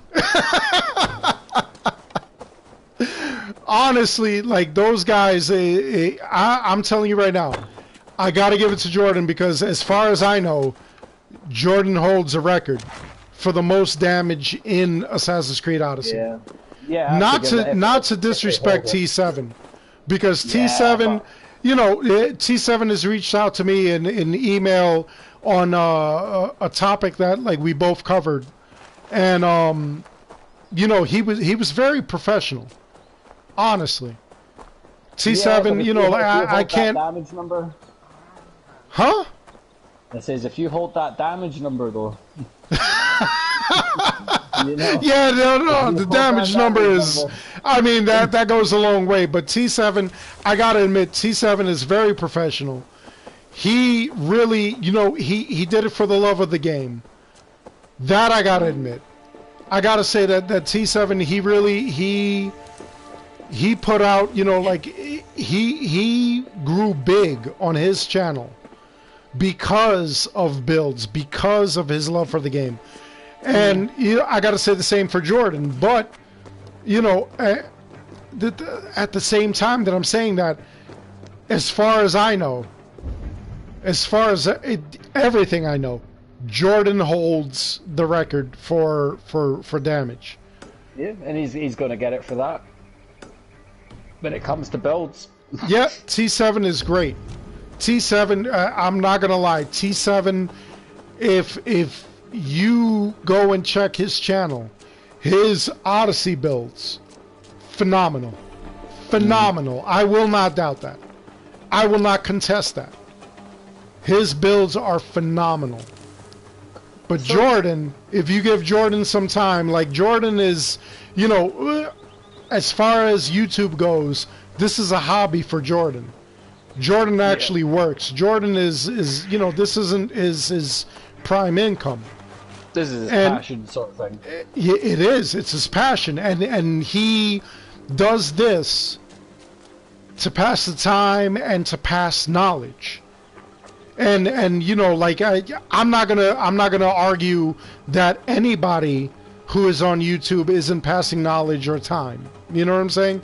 I'll admit this is my income, but you know, at the same time, I can afford it because, you know, like, all the fans, the viewers, the subscribers, people who buy my merchandise, you know what I'm saying? I appreciate all of them, and they have given me, the people have given me the right to work from home. Listen, you need to watch how you're talking. I might start thinking you're Treasury Barger, man. You're hitting out with the people and all that crap. No, because they're amazing. Like, honestly, they're amazing. Once you have a following, they're absolutely amazing. I appreciate each and every one of them. And, you know, like, I try to answer every question they have. You know, sometimes, like, I'm asleep. I wake up in the middle of the night to go take a piss, and, you know, I look at my phone. You know, and I can attest to that because I started out as a viewer and a fan. You know, so I can attest to that. I started out as a viewer of your videos. You know, became a fan, started talking to you, and then here we are today. Exactly. So, you know, when he says he listens to his viewers, he's not joking about it. Yeah, no, I'm not. I listen to all my viewers. That's why, you know, like, and Mr. Nibs is over here. He said T7 is stats, which he is. T7, he will give you the stats. He will give you the breakdown of what happens, the damage that you're doing and everything. Jordan really, he goes beyond. Jordan really does look at like the damage. He does he breaks it down for you. And you know what? In all honesty, a lot of people who view my channel, they always tell me, "Oh, I love that you break it down. I love that you give the information." And you know what? I do give the information, but you know, like I got to compete with all these awesome other people, you know? Yeah. Do you know what I would love to see you do one day, though? What's that? Like you play all the new games, as we all do. And then, you know, we learn the tactics and how the skill systems work and that. What I would love to do with you one day is an Assassin's Creed 2 race. Right?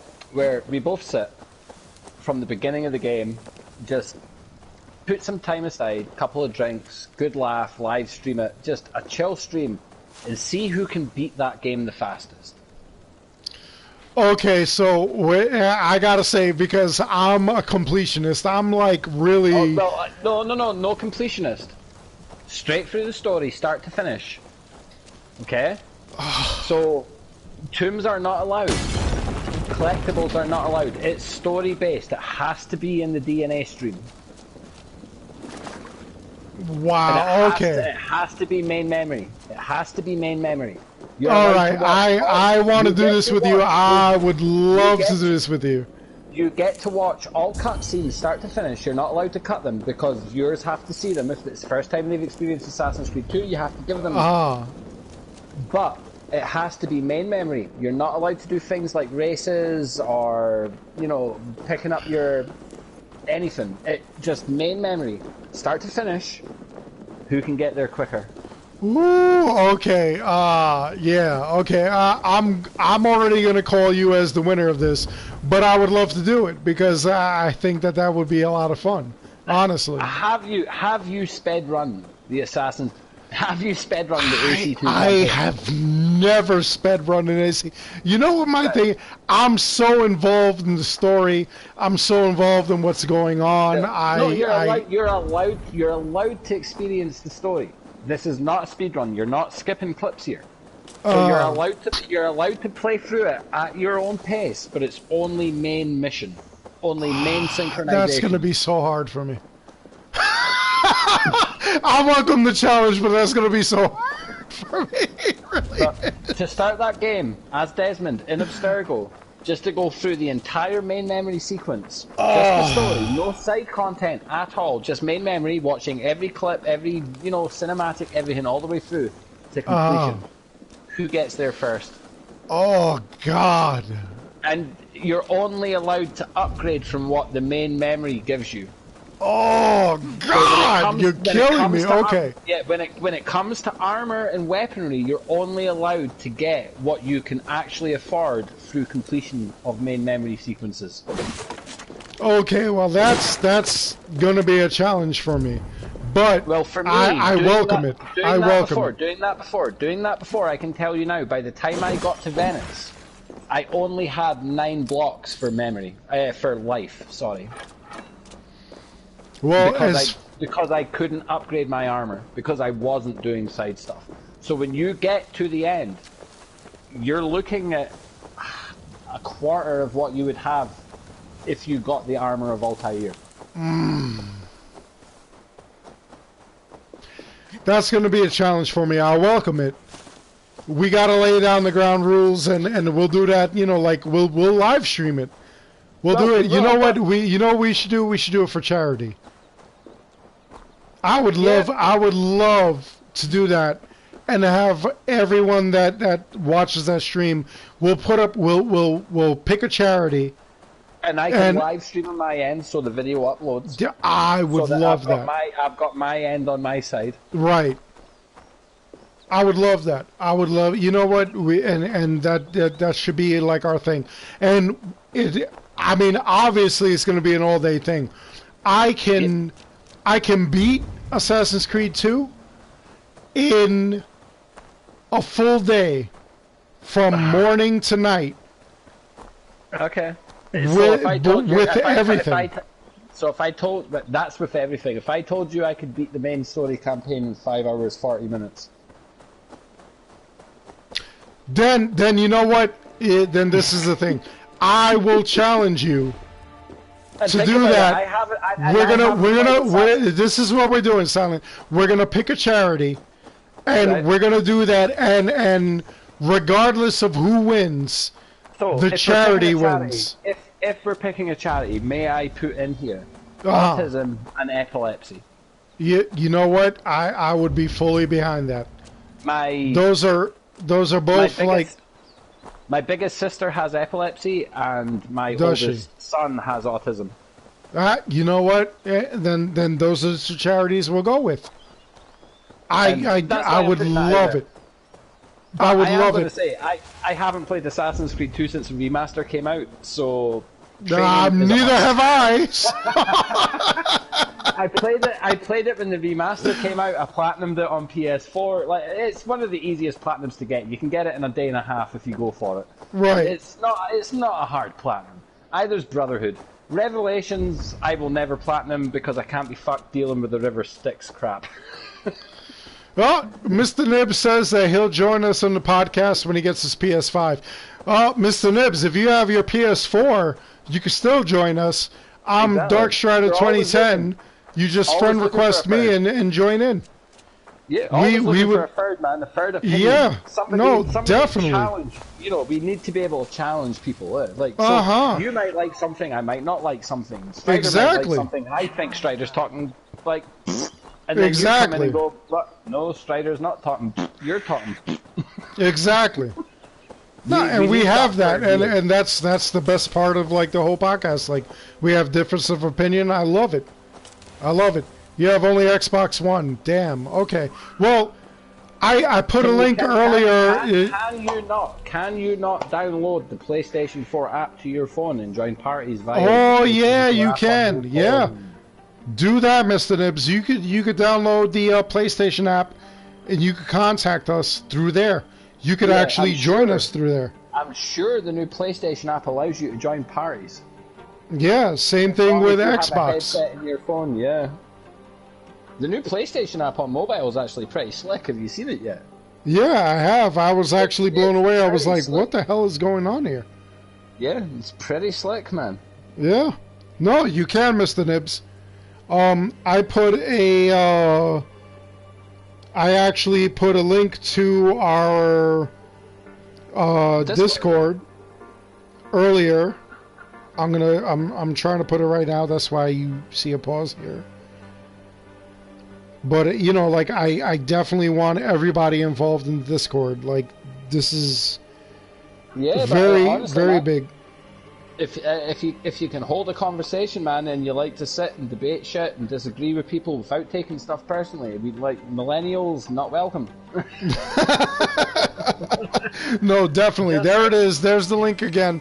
And in all honesty, everybody, I encourage you, join the Discord. Drop images, look at it. Like, we're just a bunch of clowns. We're having a good time, you know. Just playing games, huh? Yeah, that's all it is. It's all about the games. It's all about the fun.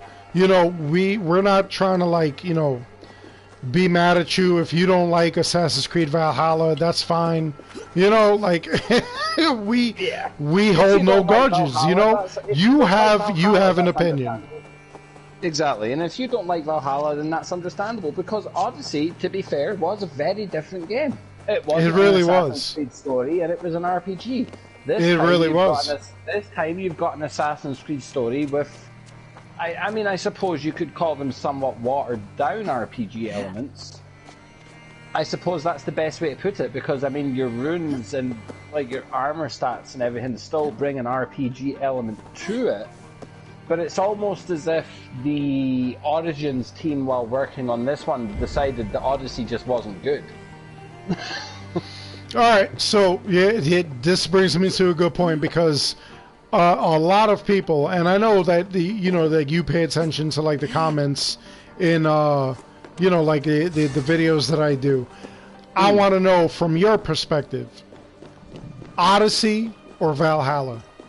which has the better RPG elements, which has the better story, which has the better scenario. Which would you prefer if you had to pick? If I was going to eliminate one of those games, which one would I eliminate? See, you couldn't eliminate them. This is the problem. Valhalla is a good game. Odyssey is a good game. Valhalla's strength is it's a good Assassin's Creed game. Valhalla's strength is, Odyssey's strength is it's a good RPG, not a good Assassin's Creed game. Mm. So why were these not melded? Okay, so the Origins team is the team that worked on this, yeah? Right. The same team. So they made Origins, which was a flipping success. Hence the reason why you've got Philakatai again, not Mercenaries, right? Right. So you have to look at the two games, and then you have to put Odyssey in the middle of that. And you have to look at everything Odyssey did right and what it got praised for. It got praised for its bounty system. Right. It got praised for its order system. It got praised for its armor and weapon system. It got praised for its transmog system. It got praised for all these things. Now we have the order system in Valhalla. Thank you, Mudley, for joining the Discord. But the order system is different. The order system in this is directly tied to the story. As with Odyssey, it was not directly tied to the story. It was just people on the map that you had to take out to get to the next.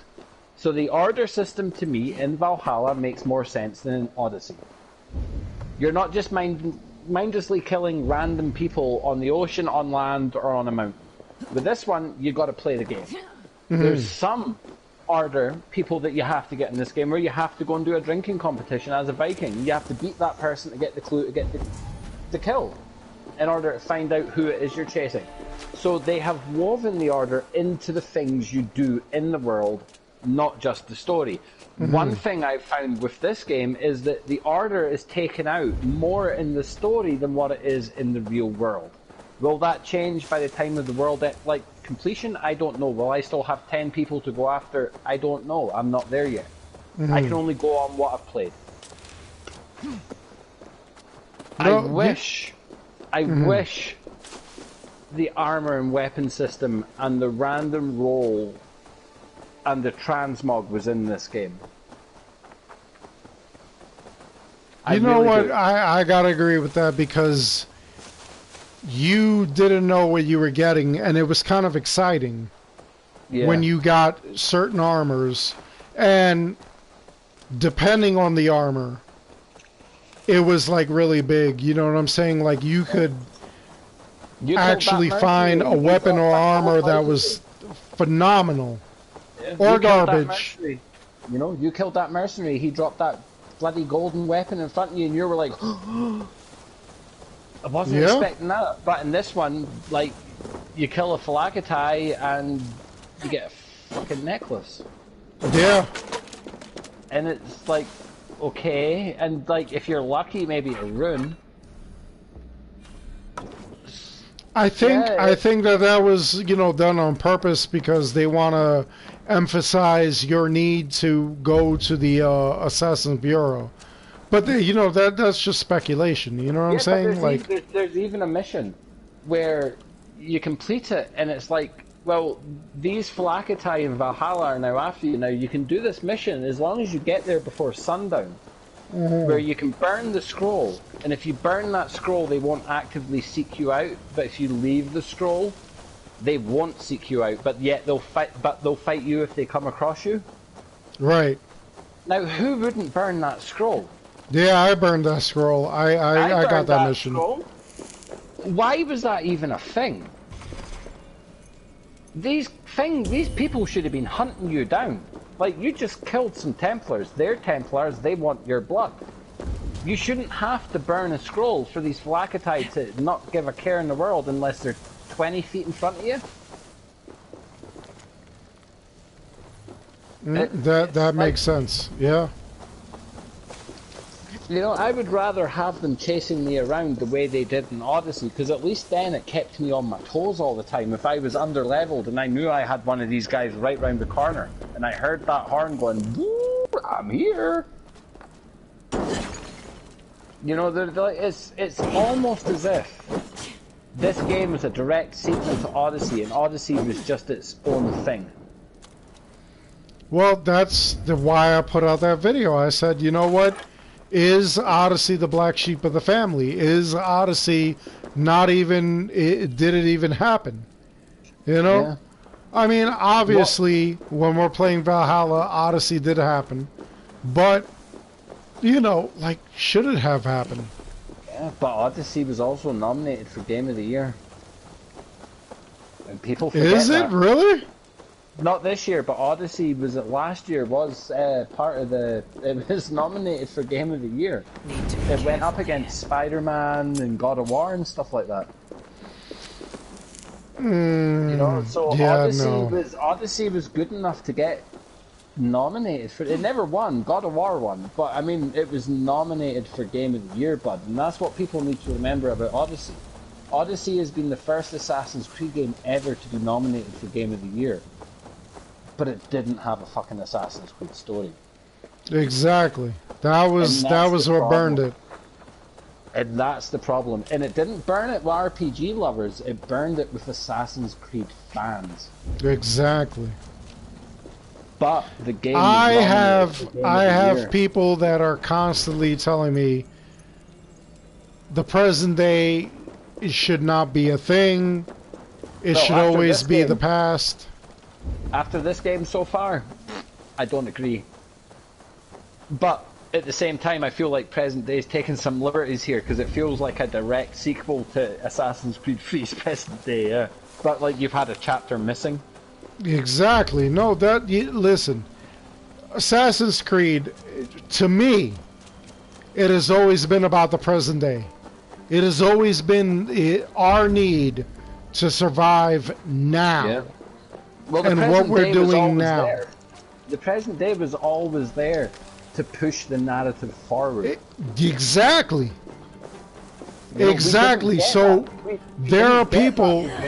We didn't get that with Syndicate. We technically didn't get that with Origins. We kind of got that with Odyssey, even as cheesy as it was. We did get that with Odyssey. No, we didn't. Not with Odyssey. Odyssey had no present day presence. Odyssey, So with Odyssey, you didn't play as Layla in Atlantis. You didn't have that moment in London. You didn't have that moment where she. No, you did, but they were like afterthoughts. That's how I felt. They were afterthoughts. They weren't part of the narrative. Do you really think so? The amount. Yeah, no, I really do. That's why I feel that Assassin's Creed Odyssey is the black sheep of the family, because not just because we didn't have the hidden blade or anything, but the narrative wasn't focused on present day. Present day was an afterthought. When you get into the game, when you get into Assassin's Creed Odyssey, Layla has her own team. Where did she get this team from? And that's fair enough. Where did she get that team? Well, what happened to William Miles at the end of Origins? Exactly, that's what I want to know. She got her team from somewhere, and clearly it came from him, because in the lore at that point, William Miles became the head of the Assassin Order at that point. Right, so everybody who's watching right now, spoilers. William Miles obviously gave Layla the real OGs of the Assassin's Creed trilogy. They gave Sean and Rebecca. But did he? Because William Miles recruited her essentially when she woke up from the Animus in Origins, and he's sitting there and he's like, I've been watching you, Layla, for a while, which isn't, weird in any way. Right. And then you get to Odyssey, and William Miles is nowhere, and she has a Yakuza guy, she has a doctor. Exactly. Where did these people come from? Yeah. So I mean, obviously they came from William. I mean, my problem is the Doctor because she was such a, I don't know, the best way to polystyrene character is the best way to describe it. And then you get to now, and now you have Sean and Rebecca. That's where we should have been. Why were we not there in the bloody first place? Well, that's what I'm saying. Like, what, you know, that's where we should have always been. Rebecca and Sean, super knowledgeable. They were with us from the very beginning. Yeah, exactly. They should have been front and center. I mean, okay, with Unity they were. I mean, well, maybe not Rebecca, but you had Sean. There was definitely that bit where he's like, oh, I'm spooning it up. That was definitely Sean. Like, it was the same voice actor. Right. So he was in Unity, but when we got to Syndicate, we got cutscenes, and then we got that you know, that ending bit where Rebecca was shot, and the other assassin pulls them out, and they're going after the police or whatever it was, if I remember rightly. And then it was just kind of like both by lip and by heart. done. Whether by land or by sea. And we never got a conclusion to that, did we? No, we didn't. Perhaps The Syndicate, we never actually found out what happened, because after Syndicate we moved straight to Origins and it went straight to Layla. Right. Steal my breath. So this is my issue. First of all, present day needs to be in these games, because present day is the whole reason we're going into the past. Yeah. And in fact, if you looked at the laptop in present day in Valhalla, they actually delved into Sean's past. They actually looked into to see if he had anybody in England, in ancient England, involved with Eivor. I shall call you Sunshine. So that, I mean, to me, that was amazing. You know, that is one of the things that, like, I need to know, why are we going in the past? Odyssey, while it was a great game, not a great Assassin's Creed game, to me, there was no reason for us to go into the past. Yeah, let's be honest. I mean, we're being harsh on Odyssey. Not every game lets you teabag a captain for 15 hours. True. You know, and, you know, it's unlimited skill points, to the point where their game is that broken that they even couldn't do a story mode, like create your own story properly. Right, yeah, no, that was hideous. I hope they don't bring that to this. I know they're doing a history tour for this, but there was no mention of a create your own story, so hopefully that system is dead and buried. Yeah, what blew my mind about that was like, you're going to give us that, but then you're going to take it away from us. You know, like that. Why? You created this thing, you're letting us use it the way it was intended to be used, but oh my god, somebody can get 1,000 extra glimmer. Exactly. No, we're going to stop that. Being a Destiny currency, not an Assassin's Creed currency, but you get the joke. I've made this myself.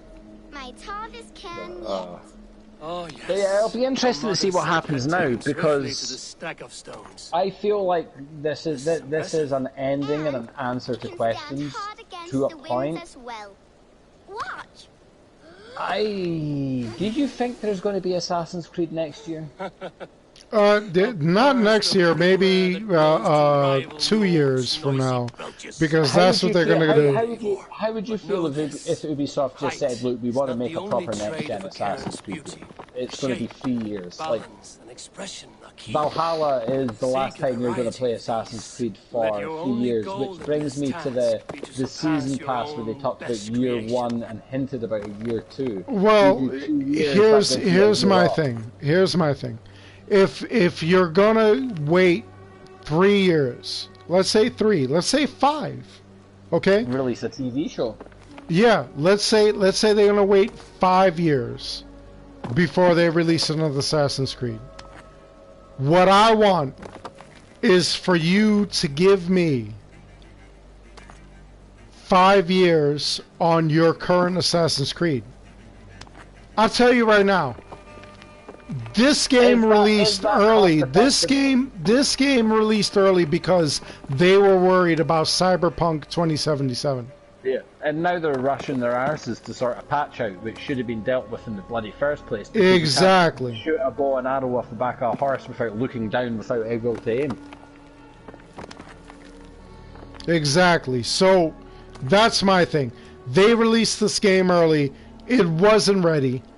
Again, I stand behind my 75% rating of this game.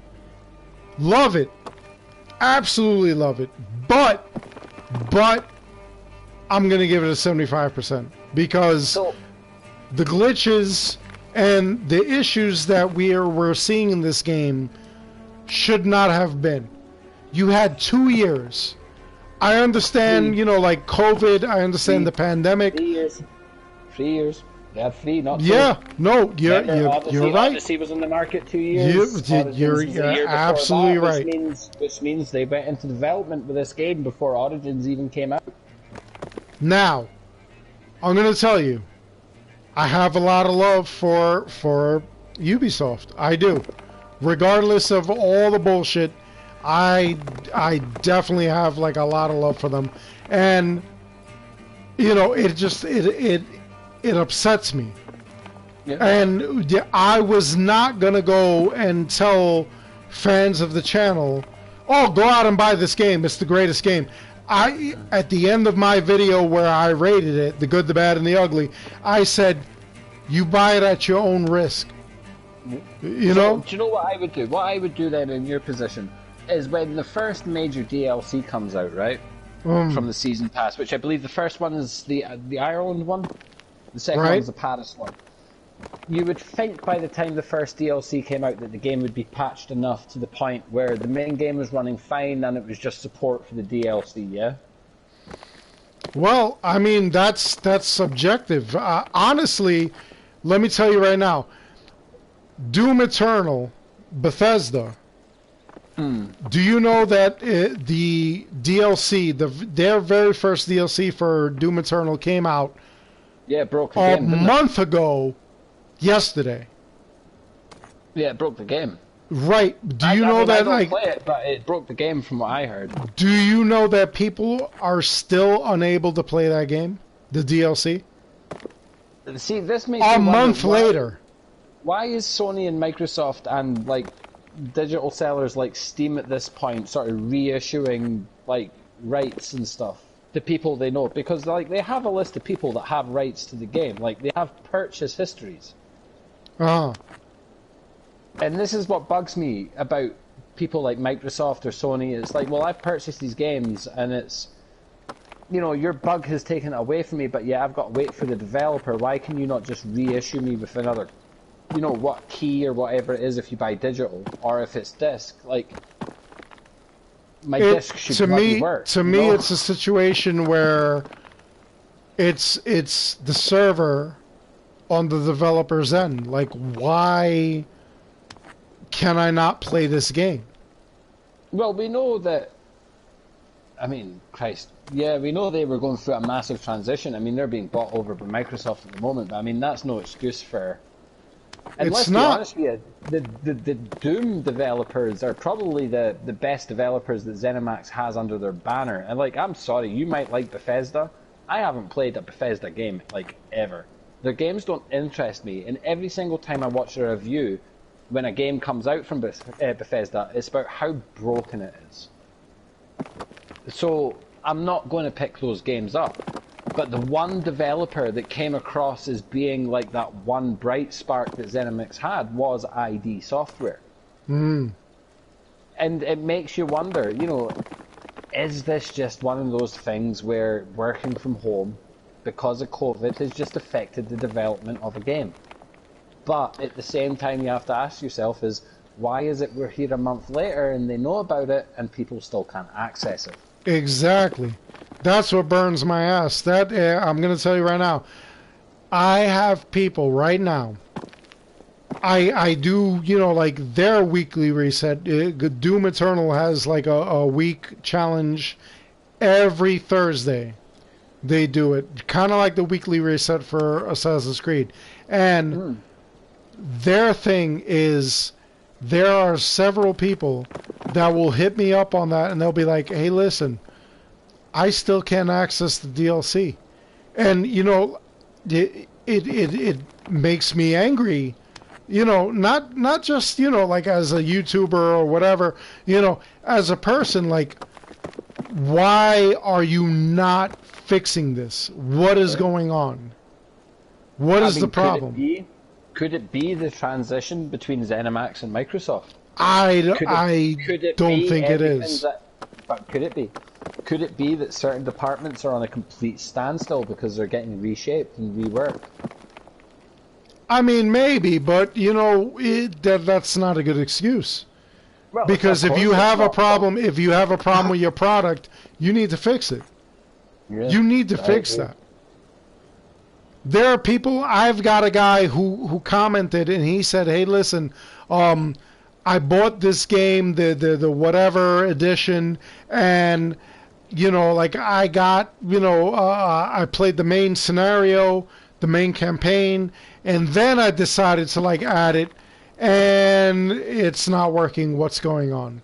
Is it just me? No, it's not you. Why is this not working? That's the problem." It's weird. You'd think, considering they made the game, that they'd be able to get an expansion working with it. I mean, could it be? I mean, they talk about, you know, Bethesda and their broken engine and how it's always glitchy and buggy. Could it just simply be that the engine for these Doom games now is getting old enough to a point where it's the main engine itself is just not, it's broken, or there's something not right with its coding? No, listen, you had so much time between Doom 2016 and Doom Eternal. All right, Doom 2016, 4 years ago. You're telling me that you couldn't perfect this engine? And then you're telling me that Doom 2016 did not have DLC. This game does. Could it have been a change in developer?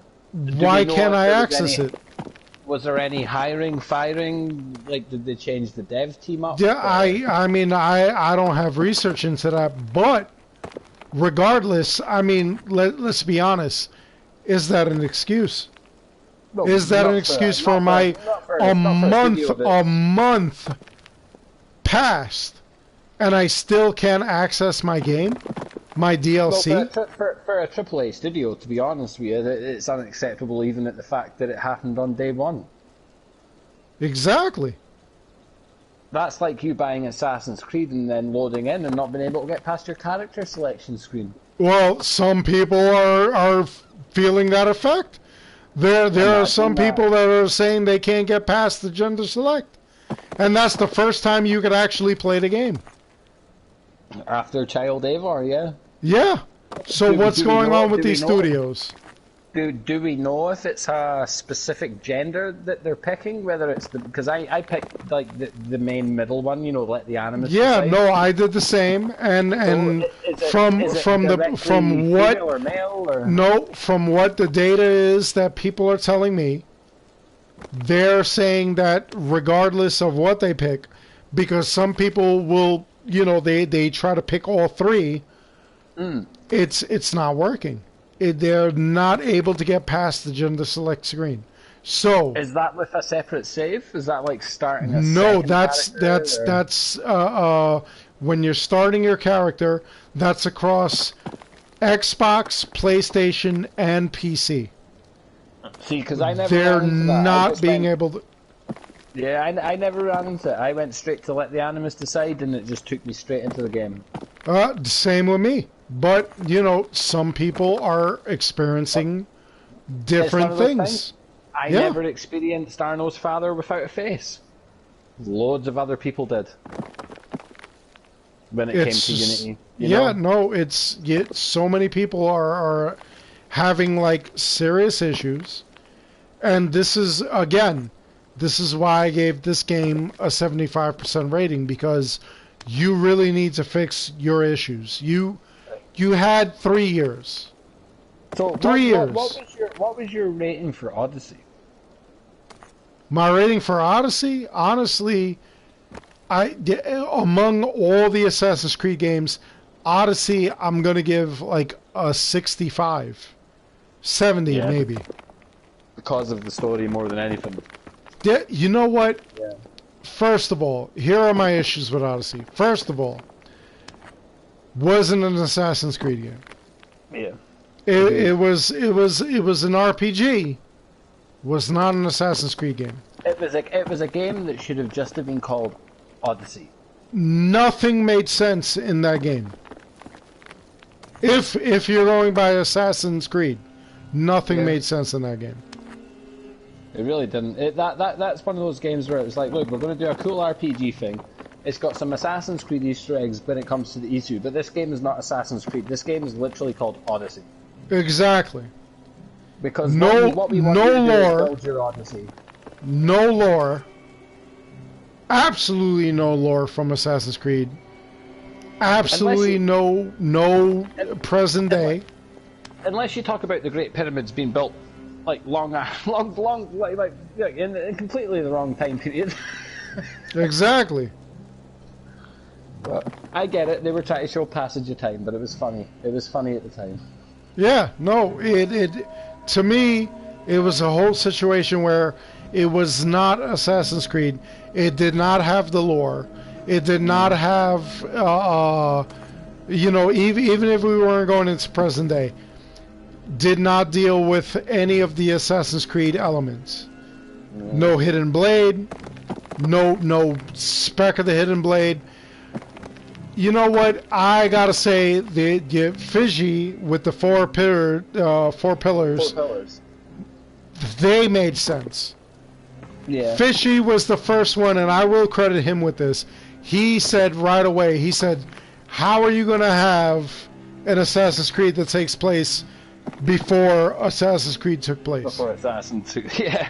And that was my biggest thing when they announced that game. It's like, well, it takes place, what, a couple of 100 years or 1,000 years or something before Origins. You're not playing as an assassin, and like you play through the game and you're like, right, so eagle jump don't make no sense, you shouldn't be doing that. And then Darius comes in looking like a fucking assassin, and it's like, dude, like you're the first person to use the blade, not the first person to look and act like an assassin. And listen, like, when I first started playing Valhalla, Lady Strider, she immediately said, because we were basically cannonballing into water in the beginning. Lady Strider immediately, she said, why are you cannonballing? Why aren't you doing this dive that you normally do? And then you get a whole mission with Hatham. Exactly. And I pointed out to her, I said, hey, Silent, he actually said in Odyssey, why are we doing this when in Origins, which happened years later? Lots of years later. Yeah, why? I mean, he said that it's... came up with it. Exactly, exactly, and I pointed it out. It was a way of overcoming fear. Right. Is the way Bayek's father looked at it. So that's why you get that scene with Bayek and his son, and he's trying to get his son to do the same thing, and he gets frustrated with him. Right. Because he's like, if you can't do something as simple as that, how can you become a Magi? And, you know, that's how I felt, Bayek felt in that moment. You know, look, I was doing this as a kid. My father taught me this. Like, your friends can't get you to go to a hyena cave. I can't get you to do this, you know, jump into water. You know, you want to be a Magi. You want to meet the Pharaoh. You know, that's what I took from that. And then you go back 100 years or a fucking 1,000 years or however long it is, and Cassandra's doing it like she just fucking learned it from birth. Right. You know, and it's like, I get she got chucked off a cliff when she was a kid, but she didn't eagle dive off that cliff. She was chucked off that cliff. Right. So that's not even an explanation for the knowledge of it. Well, that's why, you know, like, we had this discussion here, like, we were just like, you know, immediately, Lady Strider was like, why is she just dive bombing? Why is she cannonballing? Why isn't she doing that thing? And then when you learn it, it made sense. And again, a return to form. And And I think that's why they throw that first viewpoint at you straight away. Once you become Eivor, and you take out that quick guard and you have that really cool fight scene with the boat, you do your wee hunting about, and then the first thing you've got's a viewpoint. The first thing the game makes you do is a viewpoint. Think about that. And you dive bomb. So every single person that had issues with, okay, she's a Viking, not met the assassins, how would she know how to eagle dive, has just gone, okay, she didn't eagle dive. Uh-huh.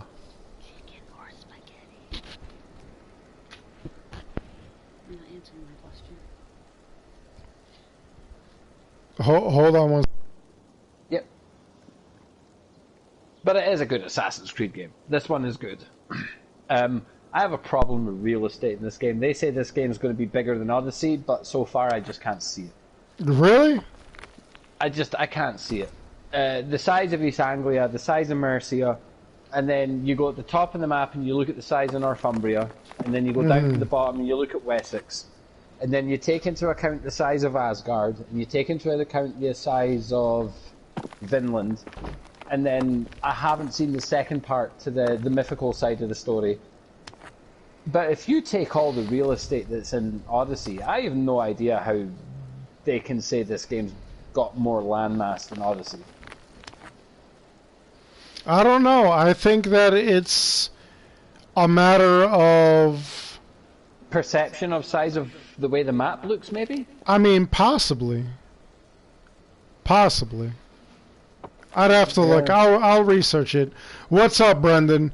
Brendan just said, hey, buddy, huge fan. You know, like, he's obviously a fan. We're awesome. So... It's all good then. No, it's possible that it's... Maybe they think it's larger than Odyssey because they programmed more. Maybe there's, like, more going on here. I don't know. Well, I mean, if I go to my regions part of the Codex, I've done 8 of 11, right? So that gives me Norway, Northumbria, Mercia, East Anglia, Wessex, Vinland, Asgard, and London. So that would mean, out of all of that, on my main world map, all I need... Well, Northumbria is there. So there's land masses I haven't come across yet, because the only land masses I actually have that I haven't been into is Wessex and Northumbria. Okay. But Northumbria and Wessex is already in my regions when it comes to Codex, and that's because I've unlocked part of the map by being by the border or doing a viewpoint close to it. So I know for a fact that number 9 is going to be the second part of the Asgard thing. So where the hell's the other 2? Maybe they're counting Norway and Norway's there as a region. 8 of 11. Norway, Northumbria, Mercia, East Anglia, Wessex, Finland, Asgard, and London. Ooh. I don't know. Which means I've got one more place to go on the England map, which is 9. Sorry, no, I don't. Because they're all unlocked. Which means I've got one Asgard place to go to, which brings me to 9 of 11, which means there's 2 regions in the game that are not available yet. Well, didn't you say America? America, right? America's there. Vinland. It's in my regions map already because I've been there. 8 of 11. The only place I haven't been is Jotunheim, which is 9 of 11, which means there's two areas that have not been unlocked that are not available to see yet. And it's not Valhalla itself. It's not anything to do with Odin. When you go into the... Well, the Odin one takes place in Asgard. The second one takes place in Jotunheim. But because I haven't collected the herbs, I don't have access to Jotunheim yet. So that would bring me to 9 of 11 regions instead of 8 of 11. So there's 2 regions in the game that I haven't come across yet. But because I've opened up parts of the map in Wessex and in Northumbria, right, it's already marked as regions, so it counts already. Well, maybe it's a surprise. I don't know. We still have a lot to go. As much as like we're playing this game like crazy, I'm pretty sure there are a couple of surprises.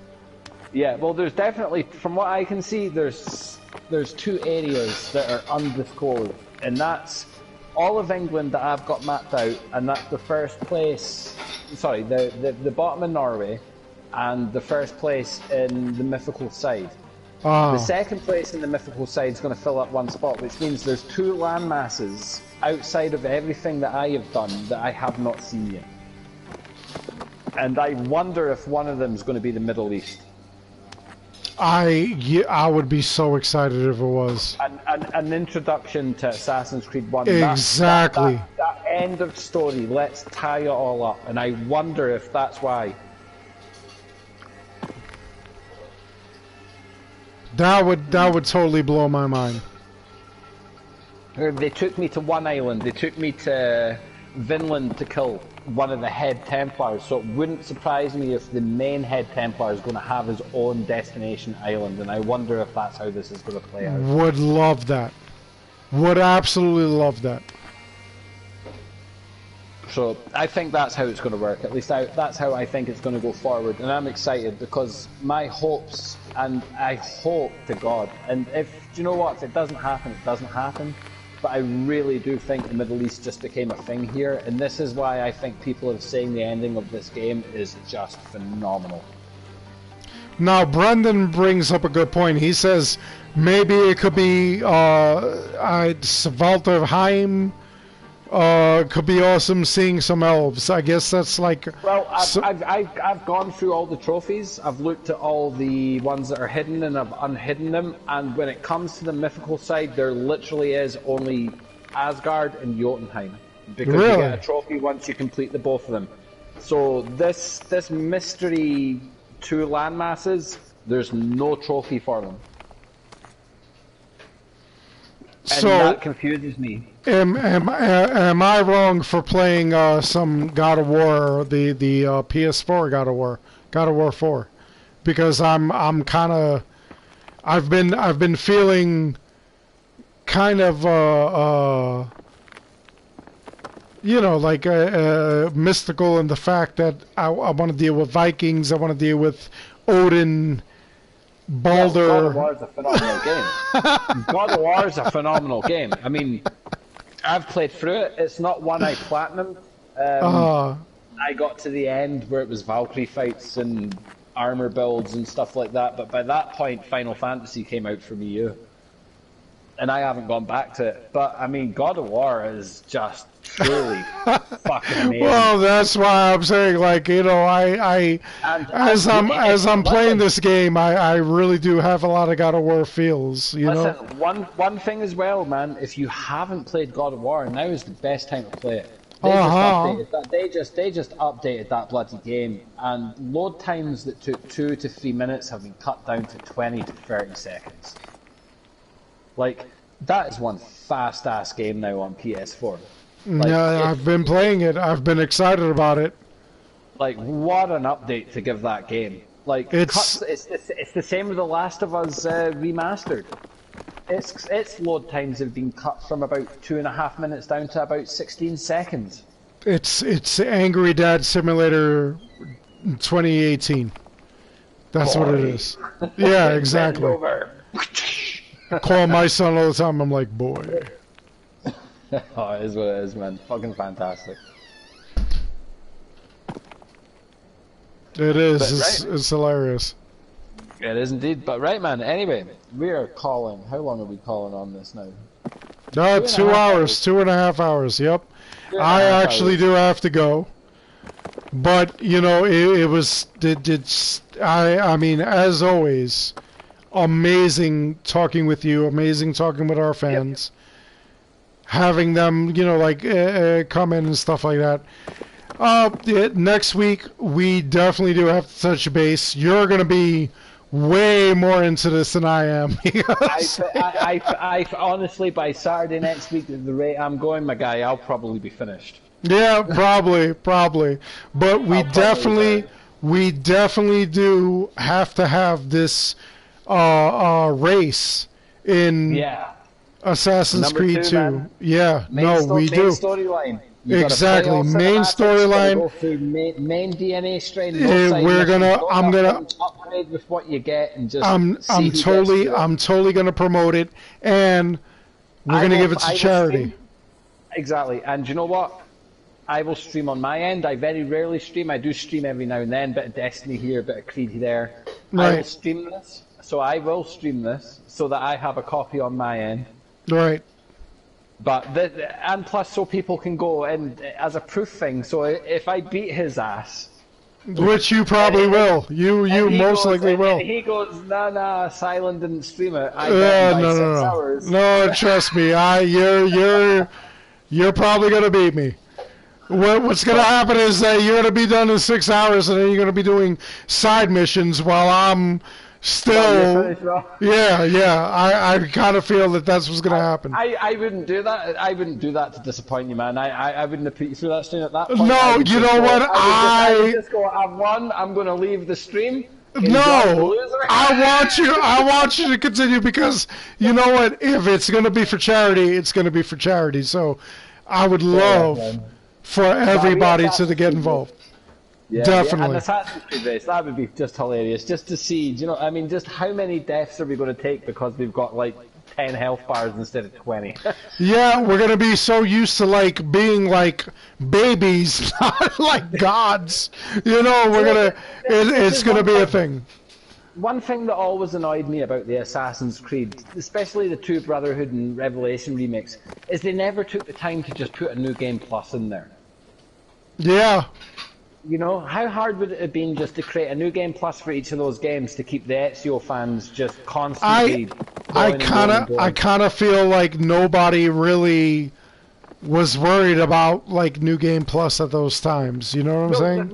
Well, that was because you earned enough just on one playthrough to max out your villas. Right. You know?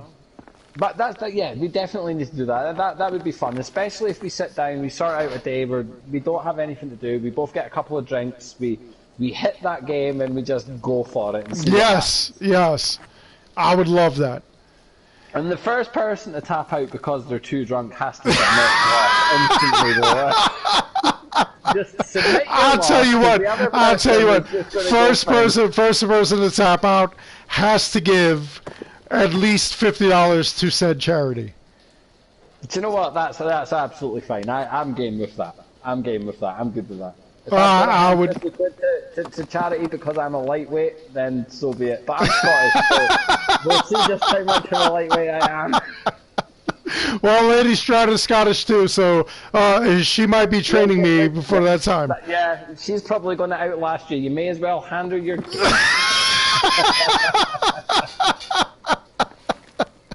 Alright, well that's it. We're ending it here. Thank you everybody who's watching. Thank you for everybody who submitted. Honestly, I put out the link to the Discord. Keep it going with the Discord. Like, let's keep talking, you know. It's so, I mean, I don't even know what time it is here. It's not that late. I know it's late over there in Scotland, but I'll still be up a while, so you know we'll have conversations with anybody who joins. Other than that, I really do hope you enjoyed the podcast. Please like and subscribe. It helps this channel an awful lot. As always, I want to thank every one of you for watching. Till the next one, take care.